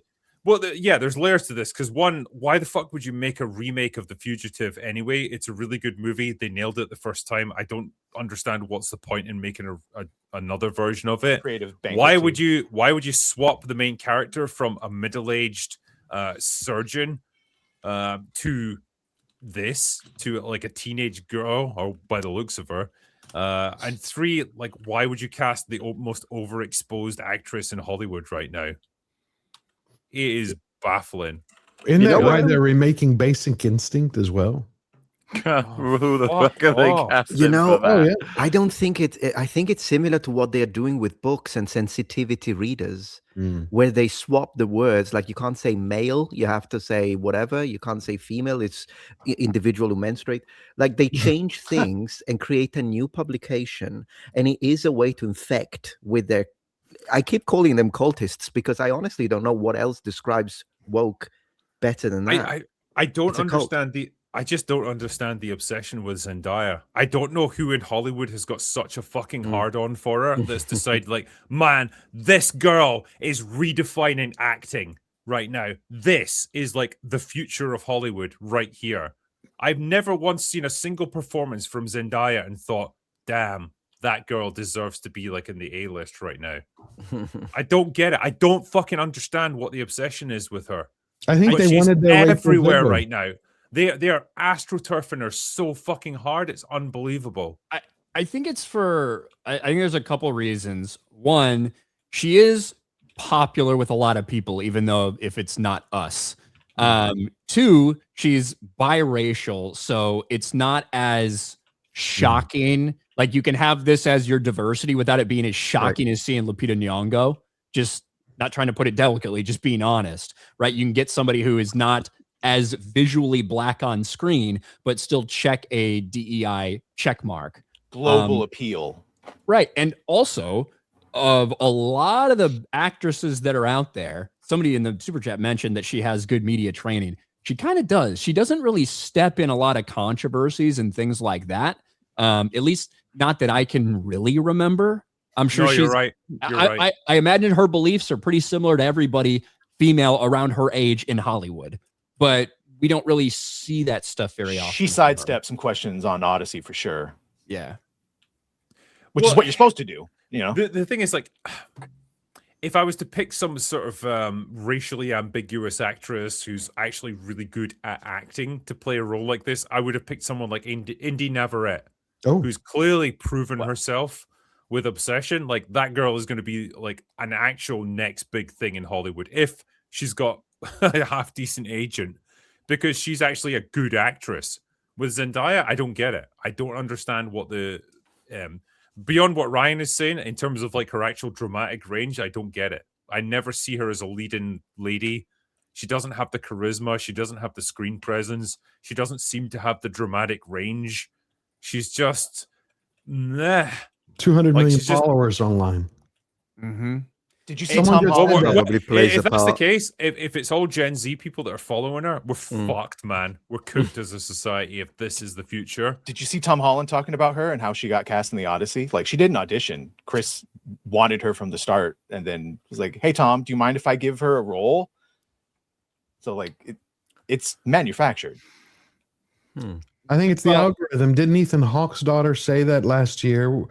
Where she had stated they cast now based on followers. Look, I think I don't know how many auditions Chris Nolan holds for his movies, period, right? Like he can just say to who he wants and like they come swarming because it's Chris Nolan. He knows what he wants, right? I get that. Now, with this, the reason I like roll my eyes a little at this story came out in March. From Giant Freaking Robot, an exclusive from the well-known website Giant Freaking Robot. And then 3 months later in June, Daniel Rickman, Daniel RPK, noted insider scooper, then repeated that same fucking story 3 months later about Zendaya. It's now July and we haven't really heard anything, so I don't fucking know. I don't know if I actually believe this or not, but it's so reminiscent to me of where it's like, oh, Rachel Zegler's in the news, and all of a sudden one of these leakers comes with a story. Oh, by the way, Marvel's eyeing Rachel Zegler for a big role just because it gets some fucking clicks. Gotcha. That's my gut feeling with this story, but who knows? Anything is possible. We got a fucking Black Helena Troy. So. Let me get rid of this. Well, I shared that with you. Here it is, because I knew I had it. The Basic Instinct, they have Joel Esterhaus writing it. Here you go. All right. Right, so okay. A wild and orgasmic ride. And her daughter Jezebel. Okay. I think they're just out of talent and imagination. Cynthia Erivo is going to be so good in this. You guys are going to love it. I just threw up a little bit. Sharon, I love that. Sharon Stone has voiced skepticism about the project. I mean, any person who knows about the project. Again, why remake something that was done pretty well back? Isn't it a bit late to be asking that question, Drigger? Bro, they're out of ideas. I know. Yeah, it's the question I always ask when we hear about stupid shit like this. Like, okay, I can understand. There's certain things that the concept might have been good back in the day, but they didn't have the technology or the director or the actors to make it work. There is a chance you could remake it and improve upon it. Fine. But there's other stuff where you just think this was iconic for its time. And it's still talked about today as how good it was. Why would you try and remake that? Inevitably, you're going to fucking fail. Of course you are. It's also hubris, that sheer fucking hubris thing. Like every time they get all the Witcher Rider Room Rings of Power, they always think their shit's better than the original. Yeah. Plenty of these writers probably thought they were better than Homer, and that they're going to what? contextualize. It's just hard to believe. There's well, we've just found out today that there's a new trailer for Dune 3, Dune Messiah. So how about we take a little look at it? Now, I'm going to have to pause frequently with this because, man, they are just itching to copyright claim this, but I'll do my best because, you know, most of the people on this open bar, you guys have seen the first two Dune movies. I like them. They're not always the most emotionally accessible movies ever, but they do justice to the books. So I'm kind of interested to see where it's going to go with Dune 3. But let's take a look. Doing that amazing acting. I can't get away from fucking Zendaya. That's what I thought you were going to bring up instead of The Fugitive. I thought you were going to go right into this trailer. This is the thing. I'm just watch the Spider-Man trailer next if you want. Yeah, I'm picking random projects that Hollywood are putting out right now, and it's all Zendaya. I can't get Tom away from Holland this and fucking Zendaya and John Bernthal are in Spider-Man. Oh, and she's also, God, don't you that have was- Pattinson in Dune 3 as well? Yes. Yeah. So The one thing I'll say about this, having watched the trailer, is Zendaya is playing a very different Chani from the one that we got in the books. Yes. Who was 100% bought into Paul's crusade, wanted him to just go out and kill fucking everything, and wanted him to become a living god, the Messiah that was going to deliver Arrakis from the rest of the universe.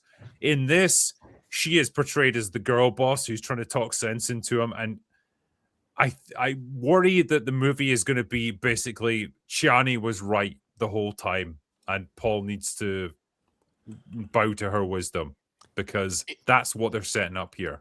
It's so Chani is the biggest change from the books. There's no doubt. And the way that they left in Dune Part 2, it makes me wonder how you come back from that, right? Like, how do you get to the point where Chani's back in his life in some way, shape, or form? Is it because he knows that maybe she might be pregnant right now and like has to and goes and gets her back like almost against her will? I don't know. Now, the reason Denis Villeneuve said he made some of the changes to Chani's character was to get across to the audience that you shouldn't necessarily just be rooting on Paul Atreides and what's going on, which is kind of true. If you know the book and you know what's going to happen and what's and to be fair, all the reactions I fucking saw to Dune Part 2 and Dune in general were just like, oh man, he's so badass and he's awesome. It's like, well, yeah, but you know what's going to happen, right? You realize that this is going to like millions and millions and millions of people are going to die because of this, right? And it kind of goes over people's heads. So clearly that didn't work. But my main issue is her not standing by him in the moment, not so much her doubting him throughout the process. Yeah, but in the book she didn't. She bowed. Sorry. Correct. Yeah, I was going to make the exact point you were making. Like in the books, I hate to say it, she's kind of not that important a character. Like she kind of just supports everything he does and just goes along with it. She is not like a character with a huge amount of agency of her own. Or if it is, it's all directed towards supporting him. And so I could see why modern Hollywood has a problem with that. It's like, no, she has to be the moral center of the movie now and be proven right. Is this not an issue with the original book, though? That a lot of people, like, it is supposed to be a warning against charismatic, but most people read it and think Paul's the hero, and there is no warning. Like it, didn't get what he wanted across. You would only get that if you read the subsequent books, because if you read the first Dune, you would just see him as the hero who takes back what's his and gets revenge for the death of his family and all that stuff. It's only in the subsequent books that you see what he ultimately becomes. He becomes the monster that he was fighting against ultimately. And it's going to be weird to see what they do with Dune Messiah, because Dune Messiah is like Paul with all this fucking power and all these things that have happened. And just about every other person from every faction conspiring to bring him down in a bunch of different ways. And I've always wondered, like, I don't think Dune is very accessible. I don't think the books are very accessible. No. I'm shocked that the movies have performed as well as they have to some extent.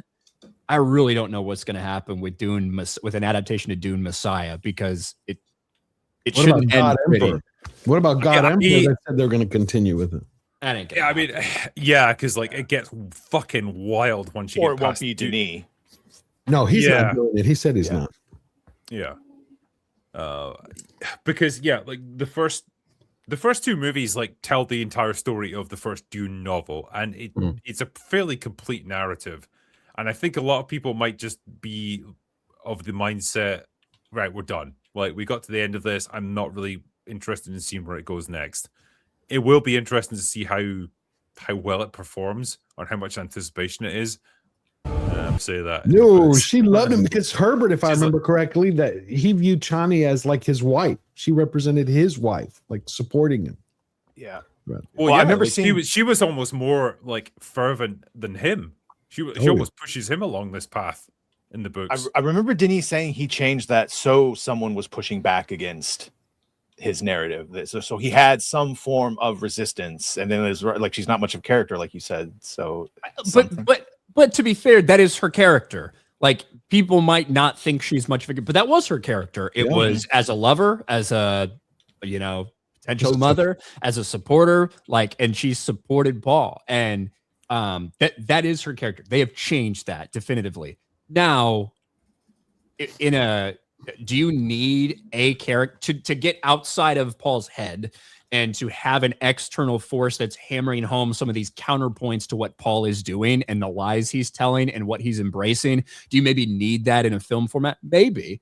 And they chose Chani to do it. I don't know if that's the right decision because of everything that should happen with them together. And how does this make sense? I don't know. But it's a perfectly valid thing to complain about, because even if you don't think she's much of a character in the books, this was her character in the books. It was as a steadfast supporter of Paul. Which is like Stilgar's the opposite, right? He's the one that's fucking super on board with it and his like sycophant. Let's go. He's basically like Life of Brian, like Monty Python's Life of Brian in this. Like whatever Paul does or doesn't do, he's like, that's exactly what Mao Dib would do. I loved all of what he did with that. Which is, he is so wise. It's just Golub.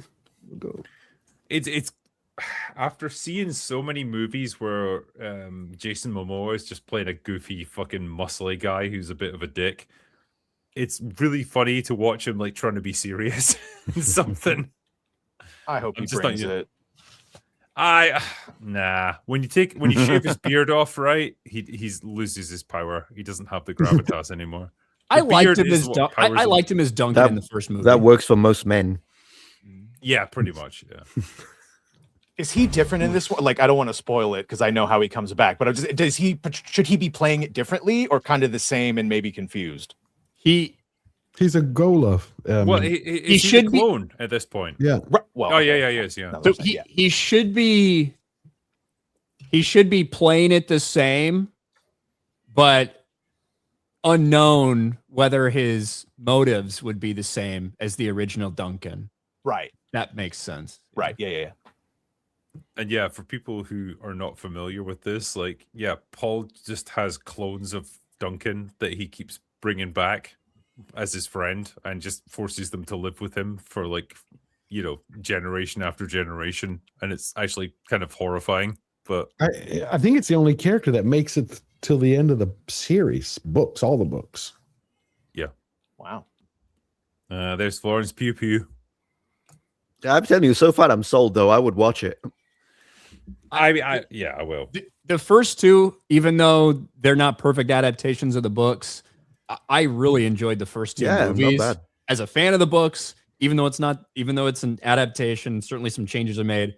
I really enjoyed them. And in fact, probably two of my favorite theatrical experiences over the past 5 years were the first two Dune movies. Yeah. Just because I feel like it's between the music, the score, like the shots, the cinematography. To me, this is like something I will absolutely 100% show up in a theater in the biggest screen I can to watch. It's a movie. Yeah, it is. Yeah, like not streaming shit.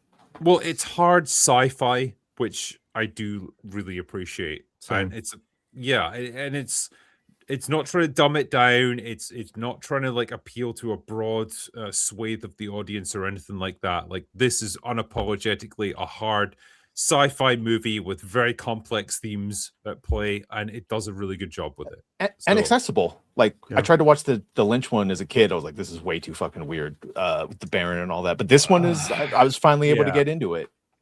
At least when I miss. I like Scott as Harkonnen, but he's out. The thing is, the Lynch movie I think is more accurate to what Harkonnen is like than the Villeneuve movie, but the Villeneuve movie is definitely better overall.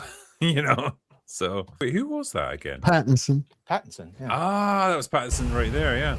Notice how he's also in a bunch of shit, but he doesn't get hit with the Pattinson fatigue because he's actually a good actor. Because he plays a different fucking character. He does something different. And he sounds different. Yeah. Because he can act. He's actually he can act. Crazy, but it works. And that is a Guild Navigator sarcophagus there. That we're seeing. Wait, I thought the Navigators were huge. Like they had to be in like big tanks that could only be on board the ships. Am I wrong there? No idea. I thought this Pattinson was from the people who brought Duncan. Yeah, I thought that was Duncan in there for some reason. Yeah, because they're the one who give him they're the one who give Paul a gift, not knowing that they've programmed Duncan to assassinate him, and then he breaks his programming because of his. Well, don't spoil it there, George. What's in the book? It's in the book. It's been I around didn't read it for 45 years. Well, go read the fucking book. I just saw people saying confirmed Guild Navigator sarcophagus. Well, different than the book. That's just based off what Dune fans are saying on Twitter. Gotcha. I was going from my experience with the books. I thought the Navigators couldn't really leave the ships, but maybe that's me. Okay.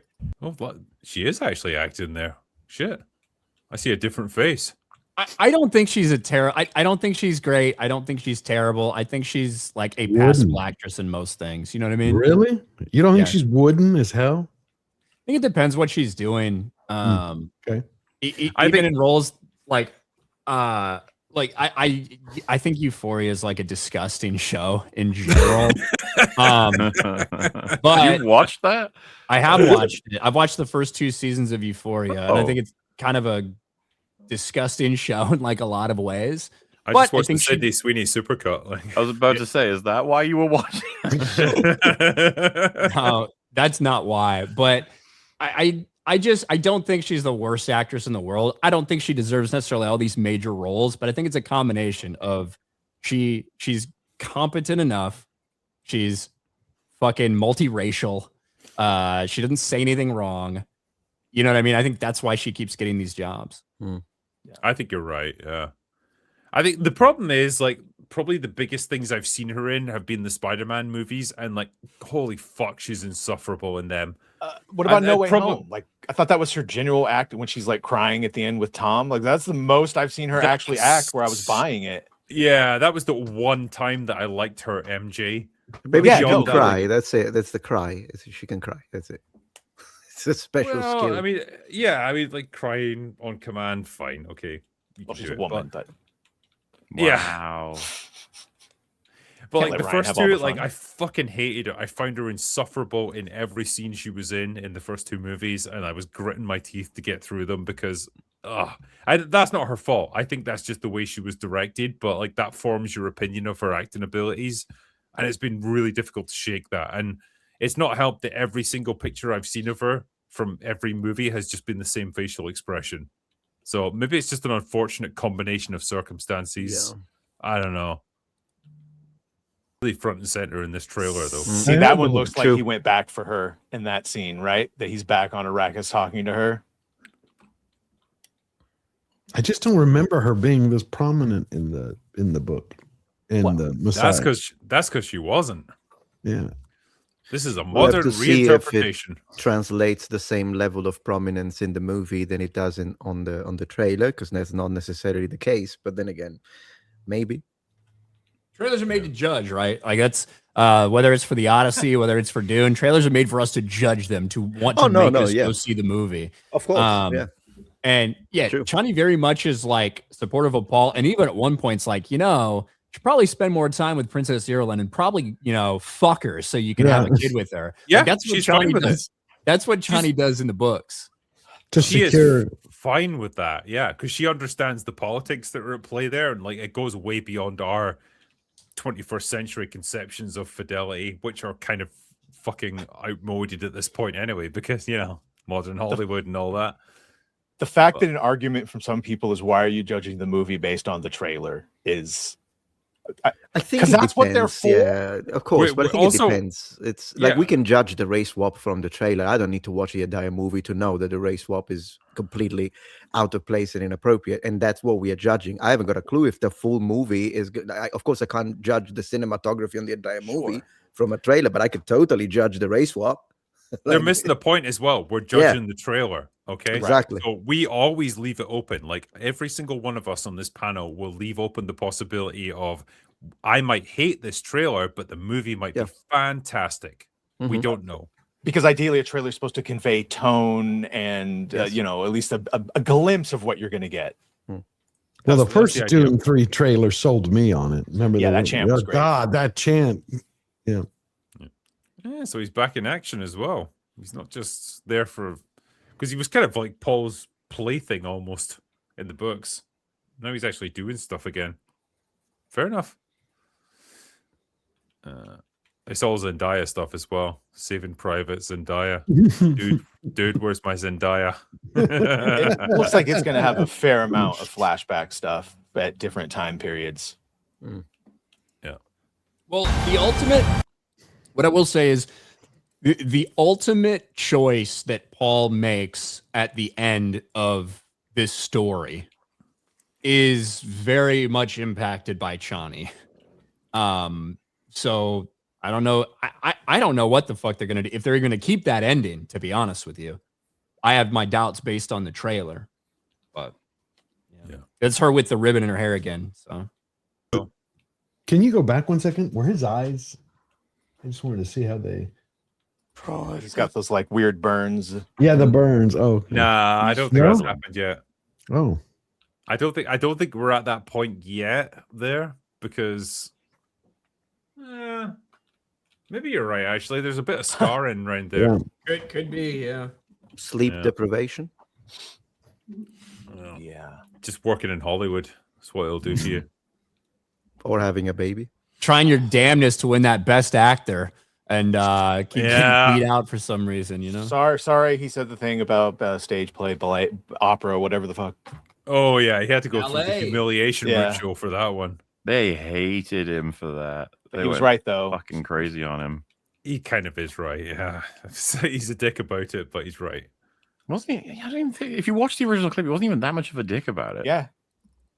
It was like a lament of what might happen and what he's trying to stop. And he made sure to say like absolute respect to all the artists doing it. Is it coming out? When is it coming out? Same week Doomsday is, isn't it? Let's see something. Dune 3 release date is 18th of December. Oh wow! I think it'll do better than Doomsday. You do? I do. I don't think so. Do you mean profit or raw numbers? Raw numbers is what I thought. I think. There's no way, dude. I don't think so. I don't know. No. I'd be surprised. I think it'd be almost impossible for a Dune movie to do $1 billion. Just period. It's not accessible enough. Yeah. How much did the last one make? I don't remember. 50. Yeah.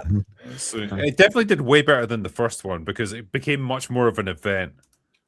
715 worldwide. Yeah, so 715. I don't foresee it. I don't foresee a world where a Dune movie makes $1 billion. Nah. But look, it all depends on what you think Avengers Doomsday is going to do. It'll do $1 billion easily.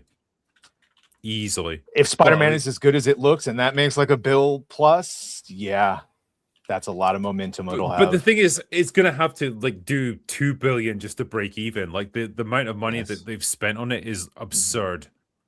Yeah, that's the thing. I think that right now, knowing so little about how things will look, come December, I would say that like plus or minus 1.5 billion might be like where you place the betting odds on Avengers Doomsday.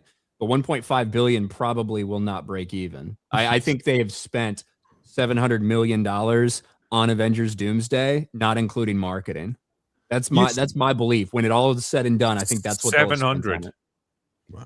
Infinity War and Endgame cost over $500 million a piece back in 2018 when they filmed them back to back. Right. Yeah. So you're talking about a little bit of inflation, the standard Hollywood budget inflation that has happened along with that, and the fact that you got like 80 motherfuckers in this. How much did they have to pay some of these guys to come back even for 10-minute roles? I mean, but do you think there's still that much goodwill for Marvel after all these years? I don't think that. Look, if Avengers Doomsday makes $1.4 billion, right, which would be about half of what the last Avengers movie made, with the return of Robert Downey Jr., with the return of Chris Evans, all these fucking characters from X-Men and Spider-Man and Deadpool and Wolverine and like all this shit, I don't think that's all that impressive. Like, I don't think that's like, I wouldn't view that as, oh man, they're back, baby. What a ton of goodwill. I'd view that as, look how far they've fallen. Mm-hmm. So it's just a matter of perspective, I guess. Gotcha. Yeah. Let me do a couple of supers here as we're going forward here. Let's see. Where's this one? It's Upon a Time Yeah. in Zendaya. Yeah. Did you see they're going to be releasing a visual dictionary in preparation for what's it? Avengers Doomsday, which features Shang-Chi, Yelena, and multiple things from the last year's FF movie, Fantastic Four movie on the cover, all of which flopped. Can't see that becoming incredibly ironic at all. Is that what they're going to need? Like, they're actually going to give you homework for when you go into the cinema? Well, it's not just that. It's that a bunch of the people that no one cares about from all those phases that they're ignoring are going to be the main. Yeah, we'll get the Fox X-Men and we'll get everything that was just mentioned, but also you're going to get a bunch of those characters that no one liked. So you're going to get Yelena. Aren't you excited for her? And she's apparently in Spider-Man too. Oh yeah, didn't they say that she was going to have a nude scene as well? Florence Pugh, rather. What? You talking about Spider-Man?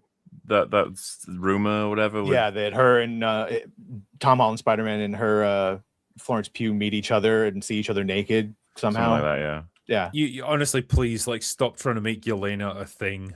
Stop trying to make her happen. She's not going to happen. They're going to keep trying. Dude. No one fucking cares about that character.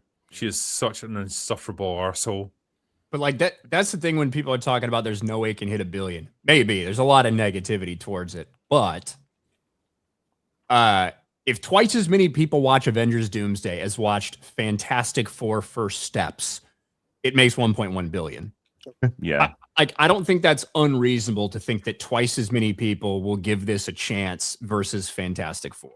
No, this is a Hail Mary, and even if it's successful, it doesn't mean anything for reviving Marvel at all. It's just I think a lot of lapsed Marvel fans will come back for this last hurrah, because that's what it is. You're going to get Doomsday, you're going to get Secret Wars, and that's it. That's the end of the Marvel that we've known for the past 20 years. I mean, it's a high school reunion, basically. That's all it is, yeah. High school reunion. People do it just for that last little, flurry of what they once enjoyed about Marvel. Yeah. Because first trailer that shows Wolverine with Tobey Maguire Spider-Man is going to make people lose their shit. Yeah. Like, it's like watch us smash together all these toys from different eras of Marvel. Exactly, yeah. That's all it's going to be. Yeah, I know Herbert partially wrote Messiah as a rebuke of fans rooting for Paul, but the problem is Herbert himself never really gives an alternative. What was Paul supposed to do? Leave Arrakis in the hands of the Harkonnens? Yeah. Good point. Yeah. I say Galactic Conquest is the only way forward. So that's just the Warhammer 40k and me talking. The options: some people die or everyone dies. And maybe the Harkonnens went so bad after all. And that's what I mean. That's one of the reasons Villeneuve chose Chani as kind of that voice to show that alternate perspective that wasn't necessarily there in the book, that required way more like reading between the lines, which as a result, he wrote some of this stuff. And even then, it went straight over people's fucking heads. I remember having conversations. I don't think MauLer remembers this, maybe, but I remember having conversations with people after Dune Part 2, and they had no fucking idea what was about to happen in the universe. Like, oh, you're talking about the Stargirl episode, or yeah, you know what I mean? So like, it is. I don't think Dune. I've never thought. I've liked it. I like Dune, but I don't think it's a super accessible story. I never have. So we'll see. There's an incredible story of an artist writing, singing, and composing his own musical from the ground up based on the Odyssey called Epic the Musical. It's such a hit that Bruckheimer bought the rights to it. 100% recommended. Bruckheimer. Yes. Oh no, I heard of it. I read an article about it actually. Now that I think about it. The sci-fi miniseries were still the best adaptations. Oof. Yeah, well, as I said earlier, I think the Villeneuve movies are probably better. If in nothing else, like the sheer scope and scale of them, the visuals, the acting, the talent that they had behind it, it's probably better. Like Zendaya, right?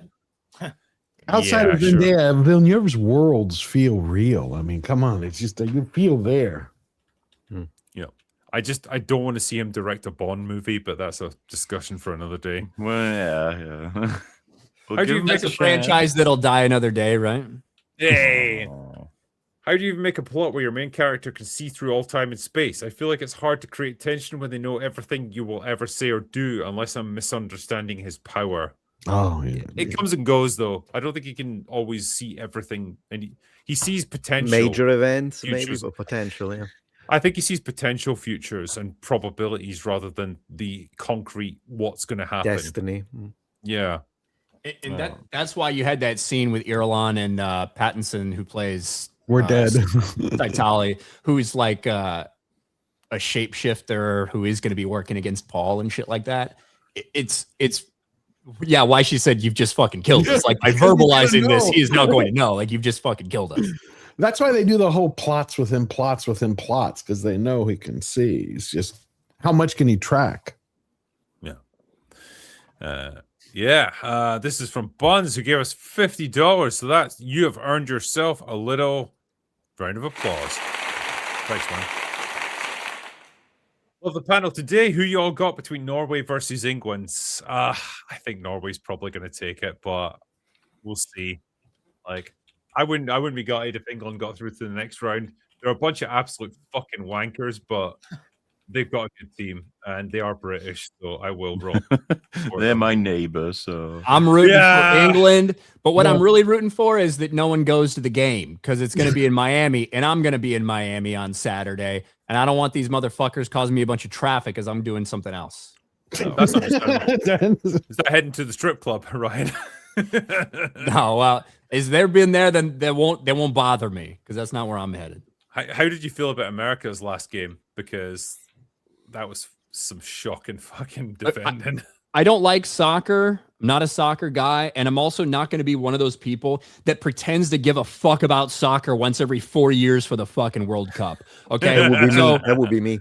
I would have loved for America to win the whole thing. However, people were getting so hyped up. Like, who the fuck do you think we are?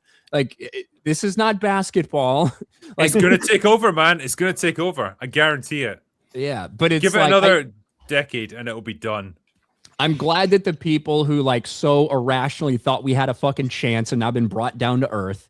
And I'm glad that they can pretend that soccer doesn't exist again for the next 3 and 7/8 years until the next one rolls around and they remember that soccer's available to watch all the time to them, but they don't. They just care about the World Cup. Fuck off. I hate patriotism. These fucking. It's like the reason the McRib exists. My Americans will understand what I'm saying.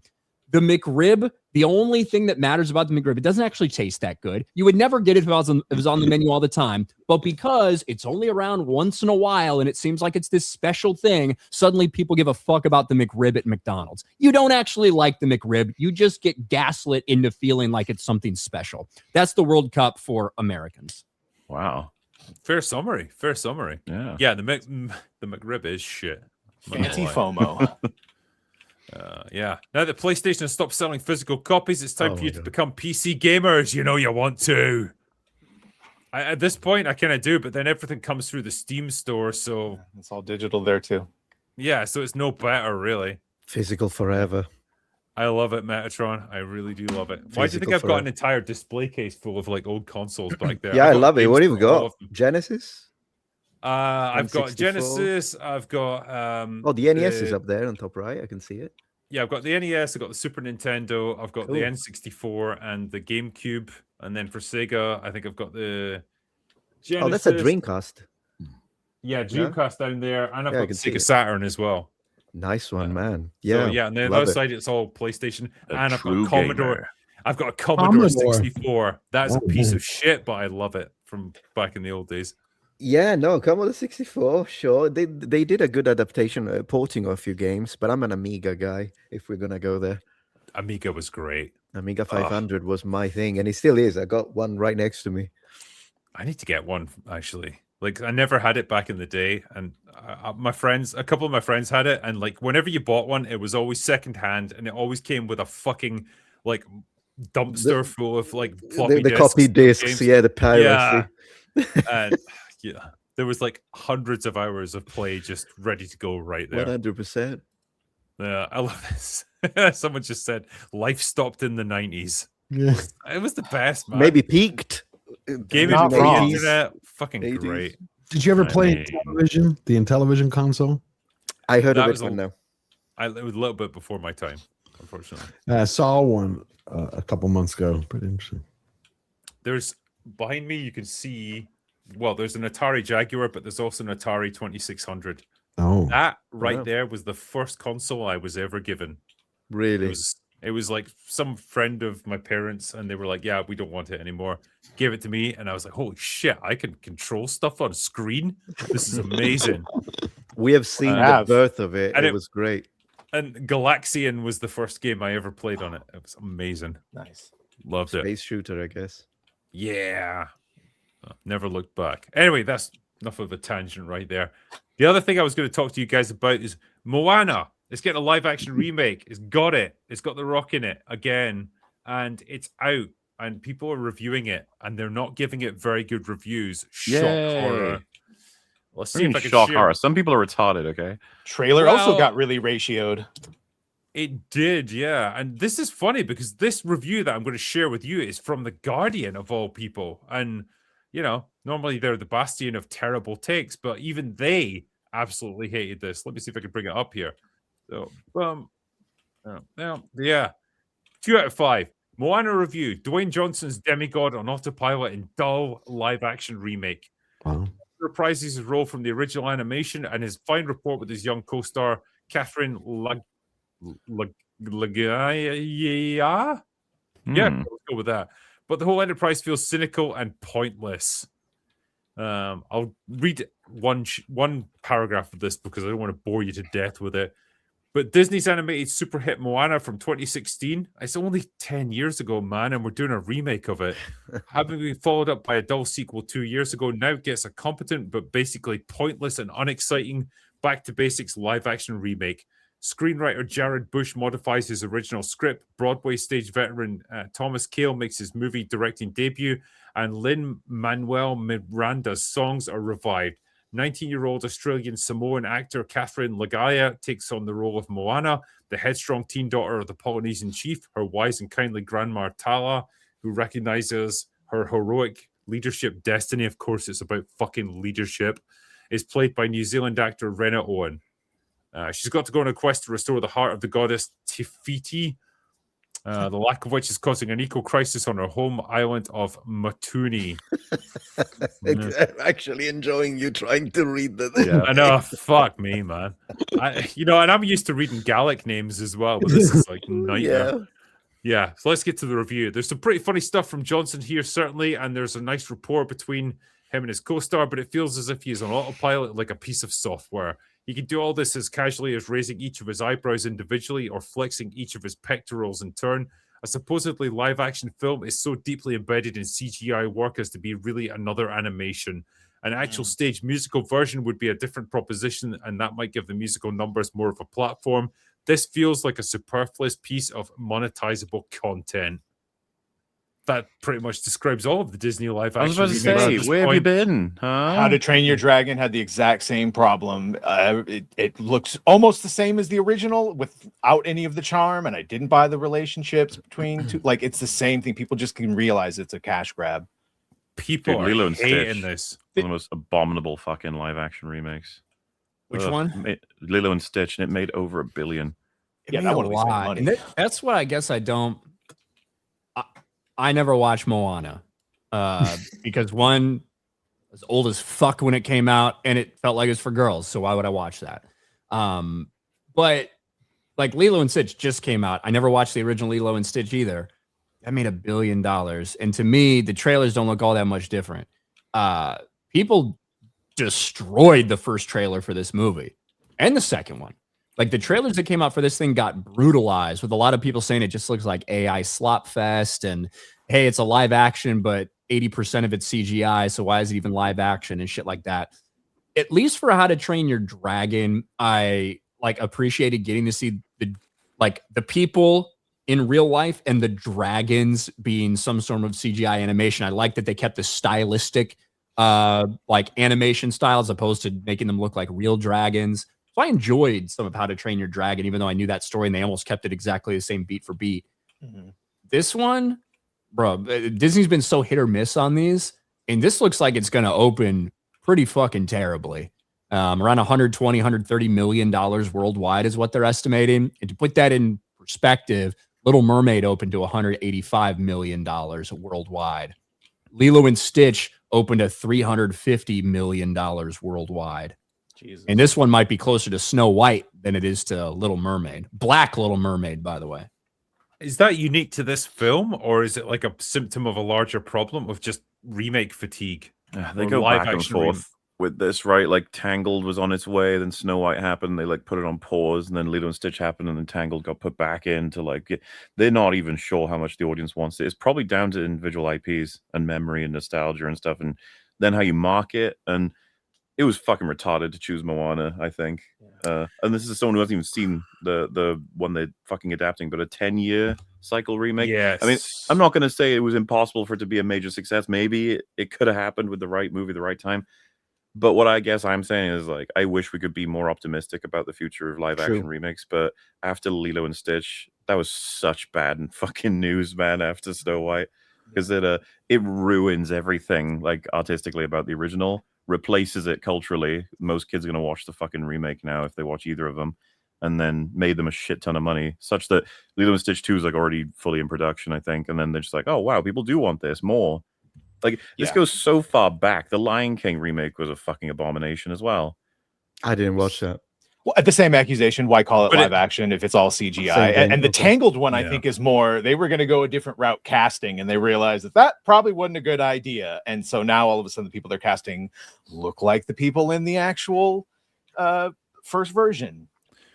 I think, to echo what MauLer said, I think you have to really leave 20 years to do a live action remake of something. Like, if you want to capitalize on the nostalgia of, like, you know, my childhood or whatever, you have to leave it 20 years so that the people who were little kids back then are now parents themselves, and they've got kids of their own that they're going to take to the cinema. And hey, you can watch the same movie that I watched when I was a little kid, but it's been updated. 20 years is your benchmark for this sort of thing. 10 years is way too soon. The thing is, Moana 2 just came out, and it made $1 billion fucking dollars. Animated Moana 2. So it's weird because it's not like there's Moana, like people are tired of seeing Moana. There's clearly demand for that. Even like coming out with a sequel that was supposed to be a television show that they just fucking chopped and edited into hell and smashed it in a movie, released it to make a fucking $1 billion. So it's just so strange that the live action has so little interest. I mean, it's most people don't even know this movie's coming out this week. Right. Is it The Rock? Is he like actually like anti-box office success at this point? Are people just done with him? When was his last success? Jumanji or some shit, is it? Right. And even that's marginal. It's just like, well, it turned a profit at the box office. Clearly, it's Jack Black that makes those. Well, Jumanji was huge, though. I mean, didn't one of those movies make like $1 billion fucking dollars? No, yeah, they're big. They are big. Yeah. But nobody can remember any known IP. That's the thing. Nobody can fucking remember any movie that The Rock's been in. It's got some kind of dispersal field around it. Like when you watch it and then you fucking forget about it 5 minutes after you saw it. There's probably people out there who went back and rewatched movies that he was in because they forgot they saw it the first time. You don't remember Hobbs and Shaw? You don't remember Red One? A Skyscraper. Furious movie? It's fascinating. He makes so much money, but nobody remembers anything he does. The Rundown. Yeah, because Chad said it. The Rundown, I actually really like that movie, and I think it holds up well. Christopher Walken and Stifler. That's fucking old. Yeah, exactly. Because Fast, all the things the last 10 years. Wasn't that called Welcome to the Jungle, I think, in the UK? Oh, was it? That drinker? Yeah, Walking It Tall's was, good yeah. too. It was, Yeah, yeah. yeah. So it's called The Rundown for you guys. Yeah. Mm-hmm. Oh, wow. 'Cause Okay. it's I didn't running think we were down still the- doing that kind of thing. Bro, I I thought- swear this chat is killing me. For the last hour, they've been putting Zendaya to every title of every movie. I know. Jurassic Zendaya, Gears of Zendaya. Z for Zendaya. Oh my gosh. Did anybody see the Smash We've got Machine? Batman with versus Zendaya.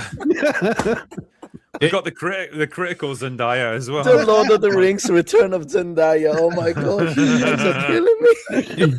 Did anybody see Smashing Machine, like his big dramatic thing he did? I never got to see it, so I just wondered. I saw it. I thought it was a pretty good movie. Like, you know, you temper your expectations when The Rock is involved, and you think, look at him go. He's acting there. He's showing emotion. It's probably the best work he's done outside of Pain and WWE? Gain, for example. No, Pain and Gain, I think it was where he actually did a good performance as well. But like, this is probably the best work he's done there. And it's a decent movie. I think it's almost overshadowed by him being in it. So he did The Rundown, and he did Walking Tall, and then the next big movie he was in was Doom. Fast is what I remember. I remember Fast. I think Fast or Faster. The Rock, The Rock has had some interesting phases to his career. Like that early stage when he was in movies like Doom. Get where smart like, and then race to which mountain. Yeah, so, he like had a steep drop off. Fucking the Tooth Fairy. Yeah, oh my God. It's like he didn't know what kind of star he was meant to be. It's like, am I a family-friendly Disney kind of actor? Am I doing like hardcore action stuff, which is violent and R-rated, or what? And then it's like, then he did the Fast and the Furious, and it's like, oh right, this made like $1 billion. That's what I'm going to be. Like, I've got Hercules in the Rundown or Welcome to the Jungle. Do you remember there's a scene early on where he walks into like a club and Arnie walks past him and says like, you know, he says something like good luck or but like is borderline a symbolic for the age, like a passing of the baton. It's like it's your turn now to be my role sort of thing. So yeah, I think he considered doing like the Arnie role of just loads of action movies, but maybe some fun family friendly stuff. Well, the thing is, like, on a purely financial level, he's infinitely more successful than Arnold ever was. Like, you know, if you tally up the box office totals for all their respective movies, The Rock dwarfs him. But in terms of cultural impact, everyone still talks about Arnold Schwarzenegger. If you say 1980s action movie, you think of him. It's ultimately. him. It's him. But if you know, if you say modern day action movie or whatever, like, you're not going to think of The Rock. Like, he's forgettable. He did the fast food of the movie world. It was financially massively successful, but there's no impact. No one remembers it. That's the difference between the two. So there's never been another Arnold Schwarzenegger, and there probably never will be. True. The conditions that allowed him to exist and be what he was, they don't exist anymore, and they're not going to exist. It was the old American dream. Yeah. It really was. And also just the way he thinks, like, you know, so many quotable lines because he made sure that he had so many quotable lines. Extremely hard worker as well. Yeah. Well, and he was the first, right? Because there'd never been an action star like him, where it's like big, like that. Well, Stallone, him and Stallone. Mr. Yeah, he beat him, and he's the greatest example. This is why his comments during COVID were so distressing, because he is the greatest example of the American dream. Came from Austria, saw America, wanted to be Olympian, did all the things, and then achieved all his dreams. He like became a real estate magnate, buying stuff in Arizona. Everything he did, he succeeded here. It's a great example of it. Movie star, yeah, true. Yeah, and I think it's interesting actually, because the funny thing about the two of them is like Stallone's movies made way more than Arnold's did, generally speaking, throughout the 80s. Yeah. But Arnold is the one you think of because he had the greater cultural impact. Like the Rambo movies, the Rocky movies, they were making insane amounts of money. But Arnold's films... What's the best film between the two of them? Action movie? Best True movie. Lies? Outright best movie. It's probably Predator. Yeah, Predator is fantastic. I'm a Terminator fan, though. For me, it's Terminator or Predator, T2. I just watched it 2 days ago. I even tweeted it's banger still of a good. movie. It's still good. Oh fantastic. God, yeah. And I now watched they're it two nights ago. The, It's free, the, by the way, Rambo on YouTube. movies, the Rambo movies are a whole lot of fun, are very rewatchable, but they're not on the same level as Arnold's And I love movies. Commando, his answer to Rambo. That was right? good. Yeah, that was good. Yeah. But no love for Conan. I'm surprised no one said Conan. Oh, Conan, of course. that's a given. Yeah. That's a given. It's And because how they do he it. doesn't have the most acting range in that. Beyond saying He doesn't need it. He doesn't need it. He so embodies the character. Yeah. He does. And they're doing now what? King Conan, right? And bringing him back in Worried Predator. about that one. To the one person in chat who said Total Recall, thank you. Yeah, Of that's a good course. movie. That was a fun one. Yeah, but not the one with Farrell. Colin Farrell? No, No, no. the Arnie movie. The Paul Verhoeven one, it's a lot of fun. I got I wouldn't to feed. Yeah. I don't Hey understand Benny, screw you. Are we not considering holiday Running Man? movies like What about Jingle Running All the Man? Way? Jingle all the way. I love Jiggle All the Way. It's Turbo time. There's not many Arnold movies that I wouldn't happily rewatch. That's so They're true. all, The like, party, they're all so fun. true. Even the shit ones are fun just because Red he's giving Heat. it his own. Yeah. Remember Red Heat with Belushi? Yep. When he was Russian? Yeah. Junior, which would kill everyone if they Dino. released that today. Hey, Last Action Hero is still funny. Yeah, it still holds up. That's fun. Twins is great. I love Batman and Robin. There, I said it. I've said it do? many times. You've said Time it to many put times. this city on ice. Everybody chill. Chill. Even his later one, Eraser. Was that with Vanessa Williams? Oh, or that's what? his Yeah. post heart attack stuff, like Yeah. End of Days, The Sixth Day. Yeah. No, Um, no, that Collateral, was right? actually that was before his heart attack because that was Is it? 95. Ah, Yeah, Yeah. End of Days is the first one back, right? Where he has to. Yeah, yeah, but I actually really Absolutely like so. End of Days for some reason. That still holds up. Eraser was like that sort of mid 90s period, which is like the malaise for Arnie, where it's like, yeah, he's still doing the action thing, but he's not as young anymore, and it's not quite as fun. And yeah, Eraser and what's the other one? Collateral Damage. No, Last Action Hero. Yeah, Last Action Oh. Hero. Yeah, that's funny. Yeah, it's funny it's as hell. like- I love that one. It was a little bit ahead of its time, shall we say, with the meta humor and stuff. I think it could have worked, but like it maybe needed to be structured a little bit differently. The idea was great. It's The idea just was great. Yeah, end up inside the movie. It was great. the Oh, execution Sixth was Day a as little well. bit. Remember the Sixth Day? That fucking Yeah. film was wacky. I like it. Yeah, that was early 2000s. What was the one where? Because I have still never seen this, and I've never seen it advertised anywhere. He's like his daughter gets turned into a zombie. Oh yeah, Right. Maggie. Yeah, I like, didn't what happened watch to it. that? I didn't watch it. Well, I Never watched it. heard. It's like fine. It's a It's bit. like, fine. Well, it's a bit. It's very drama. Like Be right it's all back. bit. It's like a dad basically in a zombie apocalypse. His daughter gets bitten, and she has her last few days where she's living with him, and he can't bring himself to kill her. It's like that's Arnie going to put in that, and it's like yeah. I think it was his attempt of being like, I can do something serious that doesn't even have action in it. He wasn't trying to save her. It was just spending time. I never saw it. Well, he couldn't save her, like Hmm. in that universe, I guess. Gotcha. More question, right? Yeah. Best performance that Arnie ever gave. I usually go with Predator. I think he's Yeah. actually really fucking good in that movie. Yeah, I agree. Like people like he carefully chose roles that he is more accompanied with. So you're playing a robot. I do think that undermines just how well he plays a Terminator. It's beyond just being a robotic actor who's shit. Like he's actually really good. The body language, etc. But in Predator, I actually just fucking love the performance. I don't know that he would have been beaten out by any other person necessarily.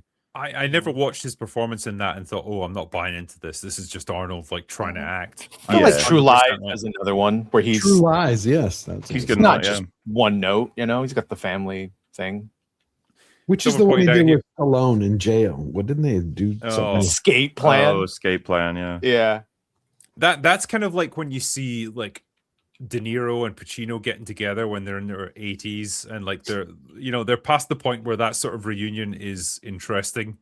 Now it's just like two old guys trying to generate a bit of It was interest. fun in Expendables like the first time.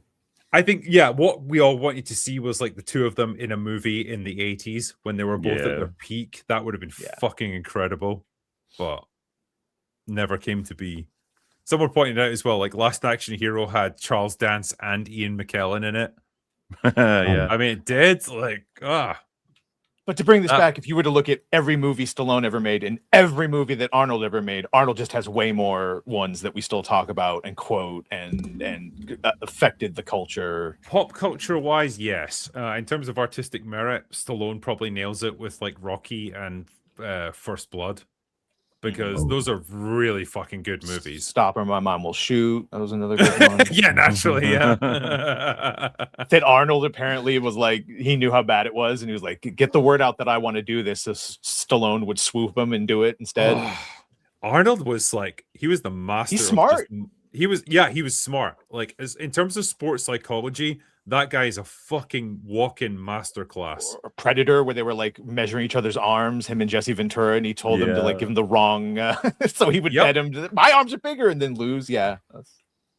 Yeah. When there's a great interview in Pumping Iron where it's like some asshole came up to him in a gym once. Like, it was like, I'm like going to be the next big thing in bodybuilding. What sort of advice have you got for me?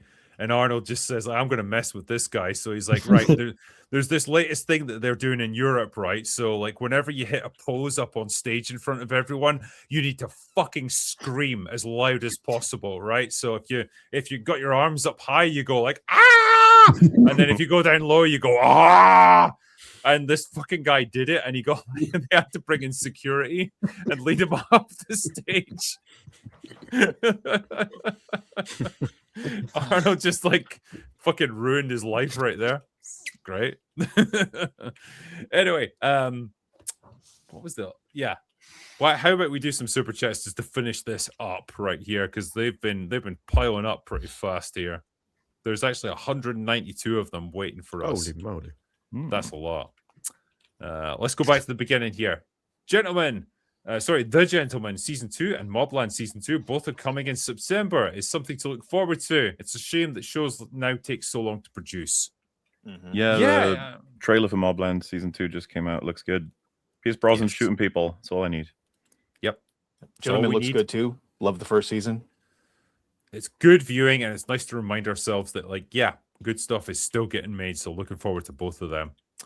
Lupita, I am all the Greeks. Elliot Page, and I am all the men. Sure, buddy. Saw Young Washington recently. There's a scene where a black man went off screen and came back with bringing a drum of gunpowder, saving the Virginians. Young Washington is woke. Just kidding. It was an awesome movie. Yes, it was good fun. I liked it. And I'm sure Americans are going to appreciate the shit out of that. Obviously, as a Brit, I should hate it because, it's Washington. But it's at a time when he was still fighting for the British against the French. So on that score, like, I do kind of appreciate it because, fuck those Frenchies. Yeah, I liked your 4th of July post where you said, like, happy independence. Can you guys do us a favor and invade us this time? Independence from we'll try, bro. Honestly, like, you guys have got it figured out better than we have. We'll make a pit stop on our first crusade when we're done. We are ready to become the 51st state right here. We've nearly got Count Binface leading us politically, so I think that we'll be okay. We're going to make it. So has that by-election been done now? I don't know. I haven't. Oh God, that's the memes. That's the thing the Americans don't appreciate. We have joke candidates over here in the UK when we have like local councillor elections and stuff. I don't think you guys really do that sort of thing. Didn't they, America? You had Vermin Supreme. Remember that guy? He wore a boot on his head. Like, he was like a political activist. I don't know if you ever heard of him, Ryan. Anyone in chat know who Vermin Supreme is? He was I think you've lost him, MauLer. Someone will know. He was funny as fuck. He was American performance artist and activist who ran as a novelty candidate in various local and state elections. Yeah. I don't have any recollection of Vermin Supreme, but maybe you should look at a picture of him. He just wears a big old boot on his head. So I'm aware of Lord New on head, but we've got Lord Buckethead, who's basically like he's got a Darth Vader outfit and a trash can like on his head, and he's running for office, and he could win potentially. I'd vote for him. It's funny. Some people were like, "Well, the absolute state of British politics." I'd be like, "No, that's evidence of it healing if he wins." It's always been like that, yeah. And like they'll run on a mandate of like free ferrets for all. They're gonna make like pot noodles illegal. Like that, I 100% believe that as well. Like, I'll get behind that. Mhm. Anyway, I wouldn't even care about the swaps or casting if Nolan was at least consistent with it. Also, Anne is right there for Helen. Movie just looks bad. Well, Anne Hathaway for Helen of I Troy. wouldn't. Yeah. Fuck off. I wouldn't launch 1,000 ships for her. Sydney Sweeney for Helen of Troy. That's 10,000 ships. Now we can start talking, yeah. There's like 4 great Greek actresses which would smoke Sweeney. Easily. Yeah, I believe that. Please, for all that is good, show the video of Ricky Berwick yelling at a guy across the street. I think MauLer knows that rotund one. What the fuck is that? I don't know this video. If it's like a boogie thing, maybe. How's Ricky Berwick doing these days? Anyway, I haven't heard from him in a long while. Don't know. I think he's still disabled. No. Yeah. I thought he was going to heal up. Didn't get better. Yeah. I kept telling him to walk it off, but fucking kept ignoring me. The real He reason turned me into a newt. Yeah, I got better. The real reason they launched 1,000 ships is because Helen stole 200k worth of Legos. Wait, can I watch that movie instead? Sounds awesome. One brick at a time, guys. Brick by brick. Oh yeah, Part 3 came out, right? He just had one, yeah. Yeah. On that front, what is costing shows and movies so much and taking far more time to create in the modern day? Something has gone wrong that bloats time. It's all those intimacy coordinators, man. Fucking ridiculous. They need a Grim Reaper to go through and just fucking slash every nonsense bloating part of the budget, because there's going to be loads of them. Well, we've seen the fucking results of it, right? We got Obsession just recently, right? 750k budget. Looks like a professionally made movie. You would never tell the difference between that and something that had a 50 million budget. And it's cleared up. It looks better than your average, like, what do you call it? The Conjuring, like one of the Annabelle movies. It's like on the level of that. So I don't understand what the fuck is going on with budgets, yeah. For anyone who doesn't travel, Europe is and has always been super culturally diverse. Stop fiddling aesthetics for silly Billy modern fiction points. I mean, yeah, it's culturally diverse because it's got a fuck ton of countries in it with different cultures. Makes sense. But it also makes sense to respect all those different cultures. And if you're going to tell a story in one, set it in that culture and make it authentic. What are everyone's thoughts on Zach Cregger writing a Siren Head movie? Personally looking forward to it and always found it creepy. Cheers, lads. This is the lesson of back rooms and obsession that they're going to learn, where they're going to farm out every, Yeah. Nothing more to be said for that, yeah. Hollywood, trust them to learn the wrong lesson. Also, as an Irishman, can't wait for the Grain O'Malley Irish Pirate Queen adaptation starring Zendaya, because why not? Why exclude? Do it, yeah. We're all on board with that. How about that Godzilla -0 trailer? Oh, beautiful today. You know, looks good. Oh, yeah. I should have had it ready, actually. My bad. Enough of Odyssey complaints and Disney failure number 372. How is everyone feeling about the new the new Evil Dead movie? I don't know. Dune, is it? Yeah, I don't know much about that. I watched the previous one. It was fine. It wasn't amazing. I wasn't like, oh shit, this is... Yeah. Oh, Rise. You know, it was like, okay, it works as a kind of like gory horror movie, but I wasn't like super enamored with it or anything. George, have you got something there to share? Oh, if you wanted it, it was the Godzilla -0 trailer. Oh, right. Well, we'll have to keep pausing it. That's the only thing. That's only 30 seconds either way. Yeah, it's... All right, go for it. Yeah, do it. ゴジラは核攻撃にも耐えるそうですな。それは Yep, another moral boundary. 人間のやっていいことの範疇超えてる。あんた自分一体何してるのか分かってんのかよ。 It looks beautiful. I mean, I can't wait to see it. It looks nice. Yeah. Looking good. First was great. Yeah, the first one. I know that guy. Yeah. He's just trying to live his best life right there. Yeah, hopefully if they can maintain that level of quality, good storytelling, good character work that they had in the first one, hey, it's going to do great. I hope so. Yeah. If Odyssey ends up underperforming, the lesson they'll take is that audiences don't want mythological fantasy epics. Yeah, exactly. Yep. That'll be it. Yeah, sad day in music today. R.I.P. to Bonnie Tyler. Yeah, the heart has been totally eclipsed right now. Sad, but what was it she died from? I think she had a period of illness or something. I guess cancer or something like that, but yeah. Sad all the same. 75 years old, right? Yeah. Decent age, but whatever. MauLer, if they come out with mixtape 2, it's your duty to hand out, as Hand of the King to make Gary play it. His pain provided us with many hours of laughter. It was very funny, all of your pain. And yes, if they make mixtape 2, everyone will be ordered to complete it. It's going to be great. Thank you, MauLer. Thank you for doing that for me. Mm-hmm. Rewatching Superman 1, 2, Returns, and Man of Steel. I really like Returns. I feel like it's underrated. Perfect homage. The plane rescue and bullet to the eye scenes are top notch. What do you guys think of the movie? It's underrated. After watching Superman in theaters and then James Gunn Superman and then coming home and watch Superman Returns, it's like, fuck. Wish we could have more of this instead of James Gunn. They had the tone and they had the heart. It was in the right place. It's just, the execution wasn't amazing, but I think Brandon Routh was really good.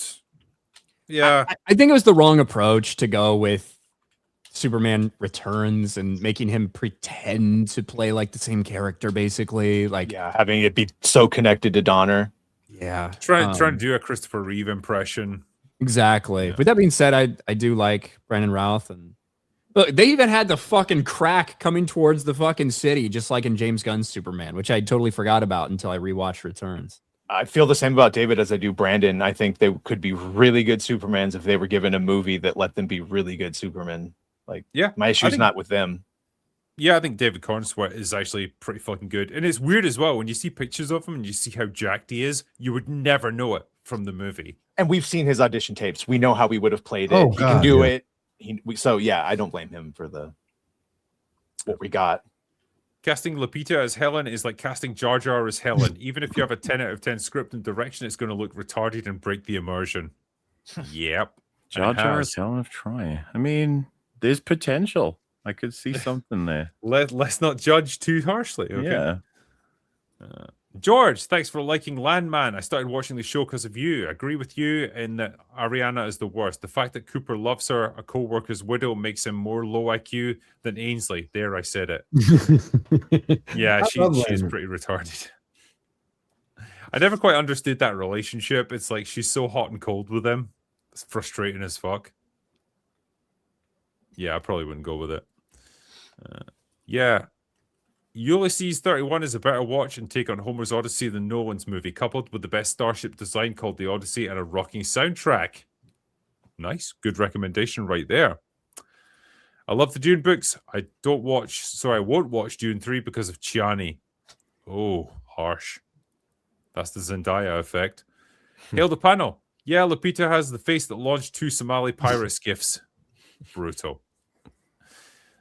Glad to be here. Well, we're glad that you're here as well. Watch Kingdom of Heaven, the director's cut. It's a masterpiece. Yeah. No, it's not. How dare you? It's really fucking long. It's really long, yeah.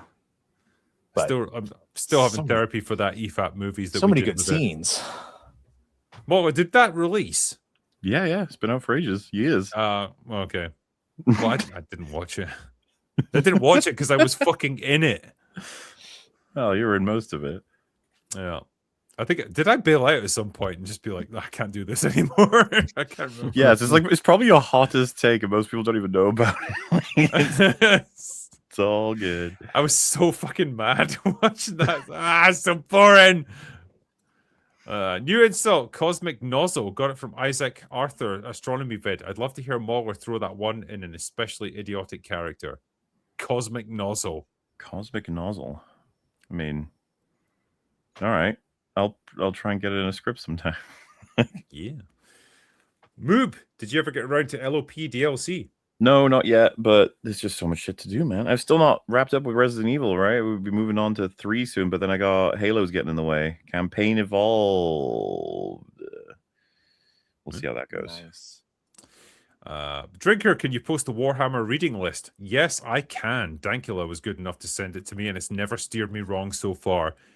Although it did kind of, but it's mostly because I'm retarded. See, book 5 on the reading list is called Fulgrim, which is he's the Primarch of the Emperor's Children Legion.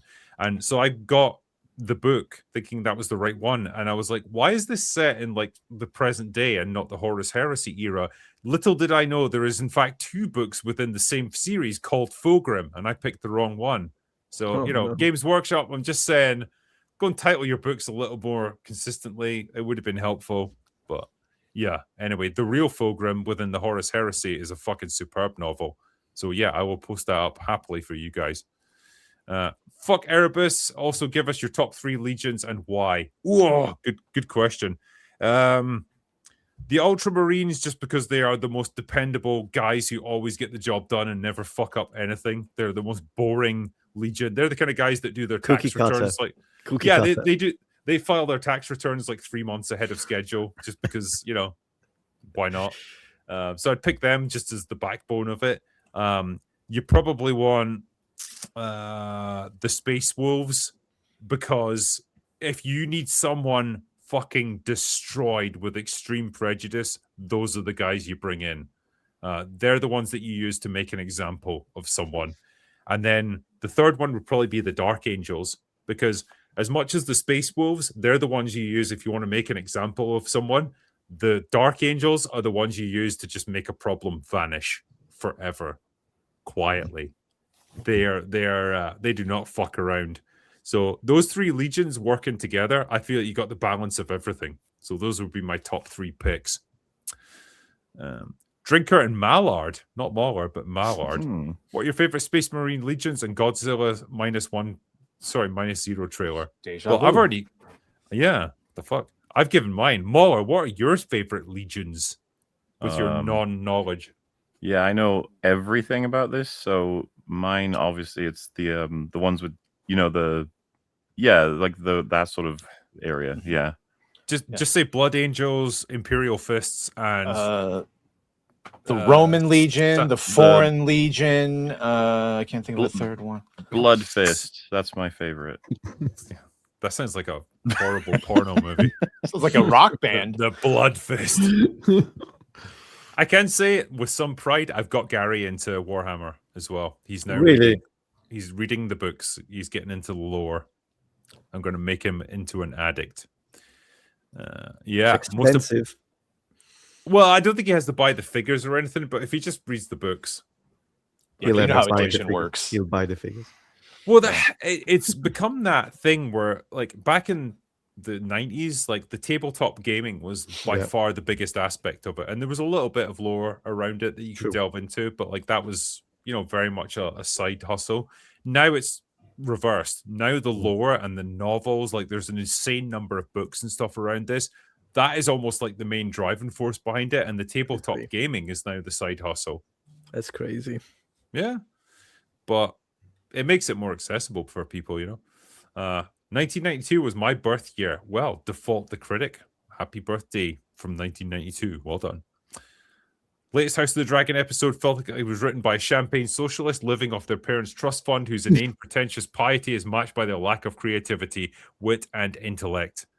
Yeah, I put a question. Her name is Sarah Hess, if you wanted to know. Well, I put out a question on Twitter today, right? Just saying, like, look, is it worth getting back into this? Is it even good anymore? What's the deal? And man, it was 50-50 in responses. It's a rough watch, dude. And I'm not cursed by knowledge like Ryan, and I haven't read the books, but I would just say that I love that last season, first 2 kind of, and this one has been, starting with the big battle that they delayed, that I was supposed to be so amazing, and then this one where it's just Rhaenyra and her period, literally. It's been rough, dude. Yeah, I'd say no for now, Drinker. I'm fine with that because I was not super enthusiastic to get back into it. Wake me up when we've got Night of the Seven Kingdoms season 2. I'll watch Damon's that. great, but I think if you have to put out a Twitter post to be like, should I watch this? Should I not? You should. As as a movie reviewer with millions of subscribers, I think that shows that you're probably not interested enough for it to even be worth the question. True.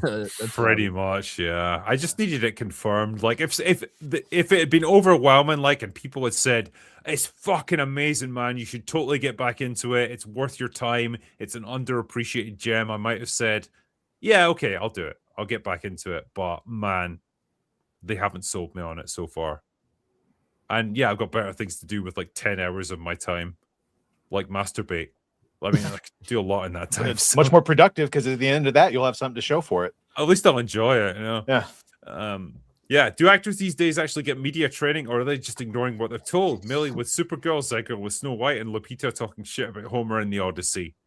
Oh, I think they don't get enough media training. I think that's the problem. Or maybe it's part of risk, like for the messaging. Do like the studios risk some form of cancellation if they were to say like, hey, when it comes to these questions, answer them in a sort like don't say all your but would then it could be turned back on them like the studio told us we weren't allowed to speak on our experiences as women and stuff like that. You mean how they used to do? That's how studios used to be, push the movie, that's it. Shut up. Yeah, that's it. You don't even have to get into like the whole like don't say this or don't say that. You just say like your main talking points are like how excited you are to be playing this character. Yeah, and just focus on that. And if they fuck up and go beyond it, it's like, well, that's on them. You think there'd be an element of common sense involved, but like we're talking about 25-year-old actresses, so maybe common sense is in short supply. They don't even realize it. They think they're gonna be appreciated and stunning and brave reaction. Look at Lupita. Do you think she had a press agent that said don't talk about any of that, or do you think it was just inherent in what she's doing because that's how Chris talks about it and wrote it, and she thinks it's great what she's saying? That's what I think.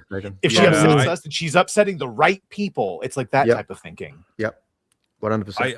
I think maybe in a lot of cases they are reading the room completely wrong because they're in their like LA bubble and like everyone around them is talking a certain way and they think, well, clearly that's the prevailing wisdom on this. So yeah, if I just say that, everyone's gonna love me. Based on Samantha Morton said it in hers, like this is how Chris was. His interpretation. So you could imagine the kind of pep talks he was giving him. 1992 had Godzilla and Mothra, Battle for Earth, bringing the Queen of the Monsters into the Heisei era and introducing her dark double Batra. Well, yeah, cool. Drinker MauLer, I got a bet with Jeremy from Geeks and Gamers. I say the Odyssey makes 600 million. He says 800 million plus. I lose. I send him a proper 199. I win. I get Sydney Sweeney videos free for a week. Panel, your thoughts? Good luck, all the best of luck. I think 600 million is more likely than 800 million. What if it makes 700? What happens then? Well, you both get what you want, really.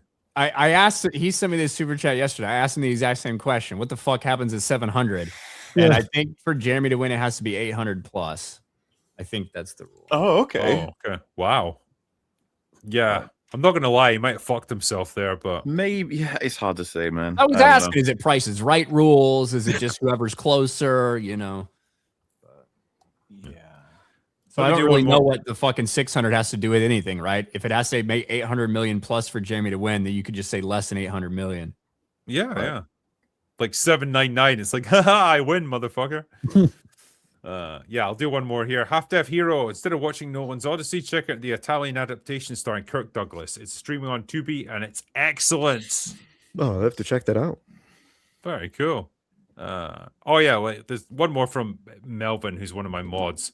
But the fucking elf would have been a better Helen of Troy. Yeah. I'm sorry, but you're not my husband, sir. Yeah. Oh my gosh. Technically more historically accurate as well. So yeah. Anyway, if you don't want to see Odyssey, just watch Troy and then watch that Ray Fiennes one, The Return, and that should get you pretty well covered on. Yeah, that fucking read it. Yeah, well, read it, sure. Which means listen to it on Audible, whatever. But yeah, there's always the original. How did that Ray Fiennes just come and go and like no one fucking even acknowledged it? Because that guy got jacked as fuck for that movie. Did it have marketing at all? There's no marketing, but it's also the director was talking about it because he used Emily Wilson's script. It's just that Ray Fiennes' performance is so good, incredible. Like I said, if you just skip the last 5 minutes after he kills people, then you'll have a masterclass of a movie. But once Penelope opens her mouth and she's looking at him like, oh my God, you know, it's like, look at this man who's bringing this blood in my home, turning my son into a killer. It's anyway, but his performance is phenomenal. Well, anyway, I will finish up right there, gentlemen. It's been awesome having you guys on board. Thank you so as much. Always. Thank you. Great to have you guys here.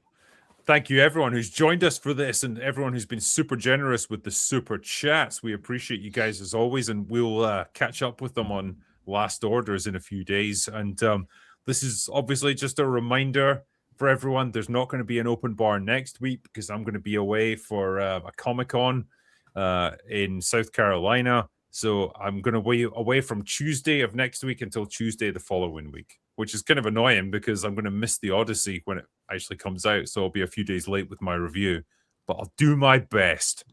But yeah, anyway, that being said, that's all we got for today. So go away now. Bye. Bye-bye. Bye.